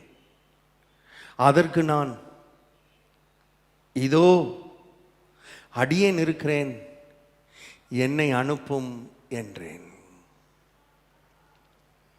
1வது வசனத்திலிருந்து 7வது வசனம் வரைக்கும் பல காரியங்களை பார்க்கிறான். ராஜாவை பார்க்கிறான், வஸ்திர தொங்கலை பார்க்கிறான், சேராபீன்களை பார்க்கிறான். சேராபீன்கள் பாடுகிற பாடலை கேட்கிறான். சேனைகளின் கர்த்தர் பரிசுத்தர் பரிசுத்தர் பரிசுத்தர்னு பாடுற பாட்டை கேட்கிறான். அதுக்கப்புறம் இவன் பேசுறான். இவன் பேசினதுக்கு பதிலாக தூதன் பேசினதை கேட்கிறான். இவ்வளவும் நடக்குது 7வது வசனம் வரைக்கும். ஆனால் அந்த உயரம் உன்னதமான சிங்காசனத்தில் வீற்றிருக்கிற ஆண்டவர் இதுவரைக்கும் ஒரு வார்த்தையும் பேசவில்லை. கவனிங்க, இதுவரைக்கும் ஒரு வார்த்தையும் பேசலை. 8வது வசனத்தில் தான் அவர் வாயை திறக்கிறார். ராஜா வாயை திறக்கிறார். ராஜா வாயை திறக்கும் பொழுதே என்ன பேசுகிறார் என்பது மிக மிக மிக முக்கியம். அவருடைய வார்த்தை, அவருடைய எண்ணம், அவருடைய ஏக்கம், அவருடைய கனவு, அவருடைய குறிக்கோள் ஒன்னே ஒன்று தான். யாரை நான் அனுப்புவேன்? யார் நமது காரியமாய் போவான்? நமக்குன்னு ஒரு காரியம் இருக்கிறது. ராஜாவுக்கென்று ஒரு காரியம் இருக்கிறது. ராஜாவுக்கென்று ஒரு காரியம் இருக்கிறது என்பது மாத்திரமல்ல, அந்த காரியத்துக்காக யாரோ சிலர் போக வேண்டியது இருக்கிறது. அந்த காரியத்துக்காக யாரோ சிலர் போக வேண்டியது இருக்கிறது. வேற எதை குறித்தும் பேசவில்லை அந்த ராஜா, வேற எதை குறித்தும் பேசவில்லை. அவர் வாயை திறக்கும் பொழுது, அவர் வாயை திறக்கும் பொழுதே யாரை நான் அனுப்புவேன்? யார் நமது காரியமாய் போவான்? ராஜாவின் காரியம் என்ன காரியம்? ராஜாக்களுக்கு ஒரே ஒரு காரியம்தான் இருக்க முடியும். அது என்ன? ராஜ்யத்தை விரிவுபடுத்துவது. ராஜ்யத்தின் காரியம். திட்டமாய் அறிந்து கொள்ளுங்கள், திட்டமாய் அறிந்து கொள்ளுங்கள். ராஜ்யத்தின் காரியத்தை தவிர வேற எந்த காரியமும் அவருக்கு இல்லை. ராஜாவுக்கு வேற எந்த காரியமும் இல்லை என்பதை இந்த காலவேளை ஞாபகப்படுத்துகிறேன். அந்த ஏக்க குரல் தான் ஏசாயா கேட்ட ஏக்க குரலை தான் அன்னைக்கு சீஷர்கள் கேட்டார்கள். ஒலிவமலையில் நின்று கொண்டிருக்கும் பொழுது அவர் சொன்னார், நீங்கள் உலகம் எங்கும் புறப்பட்டு போய் இந்த ராஜ்யத்தின் சுவிசேஷத்தை அறிவியுங்கள். இந்த காலவேளையிலே இந்த வார்த்தையை கேட்டுக்கொண்டிருக்கிற, வீட்டிலிருந்தே கேட்டுக்கொண்டிருக்கிற அருமையான சகோதரனே, சகோதரியே, உன்னோட கர்த்தர் பேசுகிறார். உன்னோடு இந்த ராஜா பேசுகிறார். வேற பேச்செல்லாம் கிடையாது, வேற பேச்செல்லாம் கிடையாது. அவருடைய ஒரே பேச்சு, யாரை நான் அனுப்புவேன்? யார் நமது காரியமாய் போவான்? என் காரியம் ஒரே ஒரு காரியம், இந்த ராஜ்யம் விரிவடையணும், இந்த ராஜ்யம் விரிவடையணும். இந்த மதுரையில் மட்டும் இல்லை, மதுரை மாவட்டத்தில், தமிழ்நாட்டில், இந்தியாவில், பூமியில், உலகமெங்கும் பிசாசினுடைய ராஜ்யம் அழிக்கப்பட வேண்டும். தேவனுடைய ராஜ்யம் கட்டப்படணும். பிசாசின் ராஜ்யத்துக்குள் இருக்கிற மக்கள் விடுதலையாக்கப்படணும். பிசாசின் அடிமைத்தனத்துக்குள் இருக்கிற மக்கள் விடுதலையாக்கப்படணும். மகனே நீ போவையா? மகளே நீ போவையா? இந்த ராஜ்யத்தின் காரியத்தை உன் காரியமாக எடுத்துக்கொள்வையா? உன்னுடைய காரியமாக எடுத்துக்கொண்டு இந்த ராஜ்யத்தின் சுவிசேஷத்தை யாராவது ஒருத்தருக்கு சொல்லுவியா? யாருக்காவது இந்த கிறிஸ்துவை நீ அறிமுகப்படுத்துவியா? இந்த கல்வாரியை நீ அறிமுகப்படுத்துவியா? இந்த சிலுவையை நீ அறிமுகப்படுத்துவியா? அவர்களுக்காக நீ ஜெபிப்பாயா? அவர்களுக்காக நீ வேண்டுதல் செய்வாயா? அவர்களுக்காக நீ என்னுடைய சமூகத்தில் நீ விண்ணப்பம் பண்ணுவாயா? ஆண்டவர் இந்த கால நேரத்தில் உங்களை பார்த்து கேட்கிறார். ஏசாயாவை போல, ஆண்டவரே இதோ இருக்கிறேன், என்னை அனுப்பும்னு மனதார முழு மனதோடு ஒப்பு கொடுப்பீங்கன்னா, எங்கே அனுப்புவார்னு எனக்கு தெரியாது, எப்படி அனுப்புவார்னு தெரியாது, ஆனால் அனுப்புவார். உங்கள் மூலமாக அவருடைய காரியத்தை நிறைவேற்ற அவர் ஆவலாக இருக்கிறார். எத்தனையோ காரியங்கள் இந்த உலகத்தில் நீங்கள் செஞ்சிட்டீங்க, நான் செஞ்சிட்டேன், நாம் செஞ்சிட்டோம். பலருடைய காரியங்களை செஞ்சிட்டோம், நம்ம காரியங்களை செஞ்சிட்டோம், நம்ம சொந்த காரியங்களை செஞ்சுருக்கிறோம், குடும்பத்தின் காரியங்களை செஞ்சுருக்கிறோம், இந்த கம்பெனியினுடைய காரியங்களை செய்திருக்கிறோம், தொழிலின் காரியங்களை செஞ்சுருக்கிறோம், எல்லாத்தையும் செஞ்சுருக்கிறோம், செஞ்சுக்கிட்டு இருக்கிறோம், இன்னும் செய்ய போகிறோம். ஆனால் இந்த எல்லா காரியத்திலும் பிரதானமான காரியம் ராஜாவின் காரியம். ராஜாவின் காரியம். நமது காரியமாக யார் போவா? நமது காரியமாக யார் போவா? ஏசாயாவை போல நான் இருக்கிறேன் ஆண்டவரே, என்னை அனுப்புன்னு சொல்லுவீங்களா? உங்களை பார்த்து ஆண்டவர் கேட்குறார், உங்களை பார்த்தான் கேட்குறார். எவ்வளோ நாளைக்கு உங்கள் சொந்த காரியத்தையே பார்த்துக்கிட்டு இருப்பீங்க? எவ்வளோ நாளைக்கு உங்கள் குடும்ப காரியத்திலேயே நேரத்தையும் காலத்தையும் ஓட்டிக்கிட்டு இருப்பீங்க? அதெல்லாம் பார்க்க வேண்டும். குடும்ப காரியங்களை பார்க்க வேண்டும், சொந்த காரியங்களை பார்க்க வேண்டும், மற்ற தொழில் காரியங்களை பார்க்க வேண்டும். ஆனால் பிரதானமாக நமக்குள்ள ஒரு ஏக்கம், நமக்குள்ள ஒரு வாஞ்சை, நமக்குள்ள ஒரு தாகம், ஒரே லட்சியத்தோடு இந்த உலகத்துக்கு வந்த கிறிஸ்து, ஒரே லட்சியத்தோடு இன்றைக்கும் பரிந்து பேசி கொண்டிருக்கிற கிறிஸ்து, ஒரே லட்சியத்தோடு திரும்பி வரப்போகிற கிறிஸ்து, அந்த ராஜ்யத்தின் காரியத்துக்காக மாத்திரமே எல்லாவற்றையும் செய்து கொண்டிருக்கிறார். உங்களுக்கு ஒரு அழைப்பை கொடுக்கிறார். சொல்லுவீங்களா? நான் இருக்கிறேன், என்னை அனுப்பும். கண்களை மூடுவோம். எல்லாரும் இருக்கிற இடத்துல கண்களை மூடி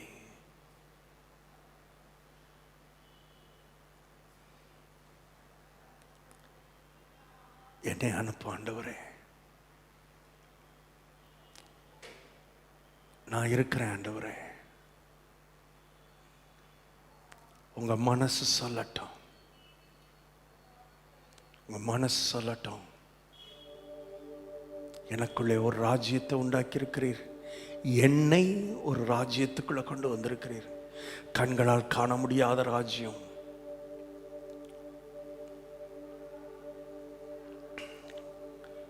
இந்த ராஜ்யத்தின் காரியத்தை என் வாழ்க்கையில நான் செய்து முடிக்க,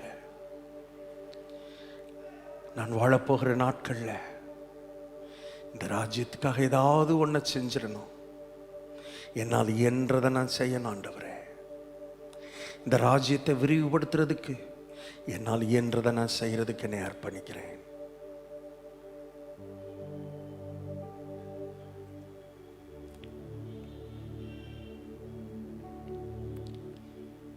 ஒப்பு கொடுப்போமா? நம்மை உண்மையா அர்ப்பணிப்பீங்களா? நீங்க அர்ப்பணிச்சீங்கன்னா போதும், அவர் உங்களை பயன்படுத்துவார். நீங்க ஜெபம் பண்ணா போதும், அவர் உங்களை பயன்படுத்துவார். என்னை பயன்படுத்துங்க ஆண்டவரே, என்னை அனுப்பும்னு சொன்னா பாருங்க. ஏசாயா அந்த வார்த்தை ஆண்டவர்கிட்ட சொன்ன, என்னை அனுப்பும். அந்த சொன்ன வார்த்தைக்கு தான், அதை கேட்டுதான் அவனை அனுப்பினார். மிகப்பெரிய தீர்க்க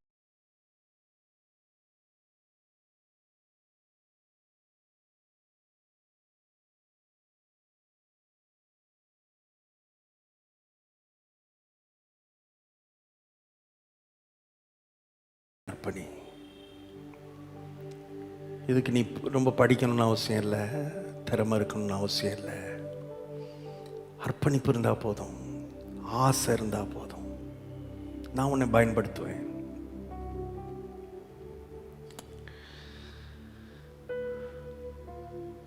தகப்பனே, இந்த நாட்களில் நீர் உம்முடைய ஏக்கத்தை, உம்முடைய கனவை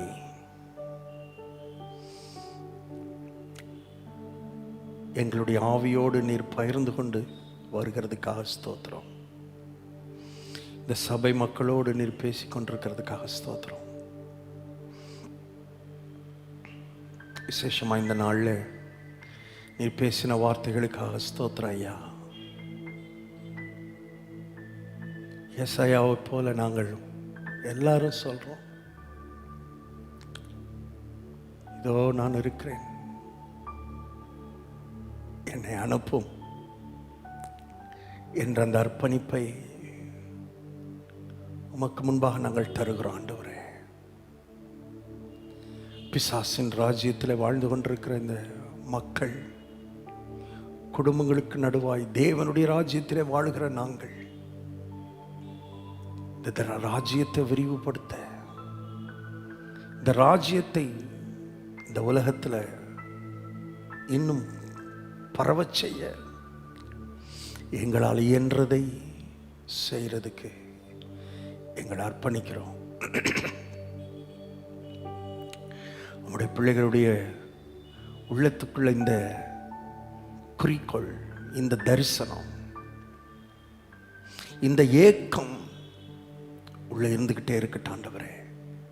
நான் ராஜ்யத்துக்காக வாழ்றேன், தேவனுடைய ராஜ்யத்துக்காக வாழ்றேன்ற அந்த எண்ணம் உடைய பிள்ளைகளுடைய மனதுக்குள்ள எப்பொழுதும் இருந்துகிட்டே இருக்கட்டும். தொடர்ந்து நீ நடத்தும். எங்கள் தேசத்தை நாங்கள் எல்லாரும் சேர்ந்து உம்முடைய கருத்தில் ஒப்பு கொடுக்கிறோம். தமிழ்நாட்டை உம்முடைய கருத்தில் ஒப்பு கொடுக்கிறோம். மதுரை உம்முடைய கருத்தில் ஒப்பு கொடுக்கிறோம். எங்கள் மக்களை பாதுகாத்துக்கொள்ளும், தேசத்தை பாதுகாத்துக்கொள்ளும். எங்கள் தேசத்தை உம்மை போல நேசிக்கிறதுக்கு ஆள் இல்லை ஆண்டவரே. நீங்கள் தான் எங்கள் தேசத்தை நேசித்து எங்கள் தேசத்துக்காக ரத்தத்தை சிந்தி இருக்கிறீங்க. எங்கள் மக்கள் மரணத்திலிருந்து பாதுகாக்கப்படட்டும், வைரஸ்லேருந்து பாதுகாக்கப்படட்டும். எங்கள் தேசத்துக்கு ஒரு முழு விடுதலை உண்டாவதாக என்று சொல்லி நாங்கள் ஜெபிக்கிறோம். தொடர்ந்து உம்முடைய கரத்தில் ஒப்பு கொடுக்கிறோம். விசேஷமாக இந்த சபை, எங்கள் சபை விசுவாசிகள் எல்லாரையும், குடும்பங்கள் எல்லாரையும், பிள்ளைகள் எல்லாரையும், முதியவர்கள், பெரியவர்கள், வயதானவர்கள், சிறியவர்கள் எல்லாரையும் நீர் உம்முடைய பாதுகாப்பின் சட்டைகளுக்குள்ளே வைத்து மூடி பாதுகாப்பீராக. கர்த்தாவே, போக்கிலும் வாரத்தில் நீர் கூட இருப்பீராக. உம்முடைய ஏக்க குரல் உம்முடைய பிள்ளைகளுக்குள்ளே துணித்து கொண்டிருக்கட்டும். இயேசு கிறிஸ்துவின் நாமத்தில் ஜெபிக்கிறோம் பிதாவே, ஆமேன், ஆமேன். எல்லாரும் சேர்ந்து சொல்லுவோம். என் ஆத்துமாவே கர்த்தரை ஸ்தோத்திரி, என் முழு உள்ளமே பரிசுத்த நாமத்தை ஸ்தோத்திரி. என் ஆத்துமாவே கர்த்தரை ஸ்தோத்திரி, கர்த்தர் செய்த சகல உபகாரங்களை மறவாதே. ஆமேன்.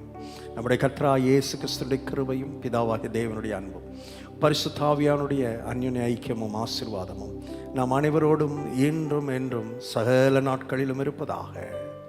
ஆமேன், ஆமேன். God bless you. கர்த்தர் உங்களை ஆசீர்வதிப்பார்.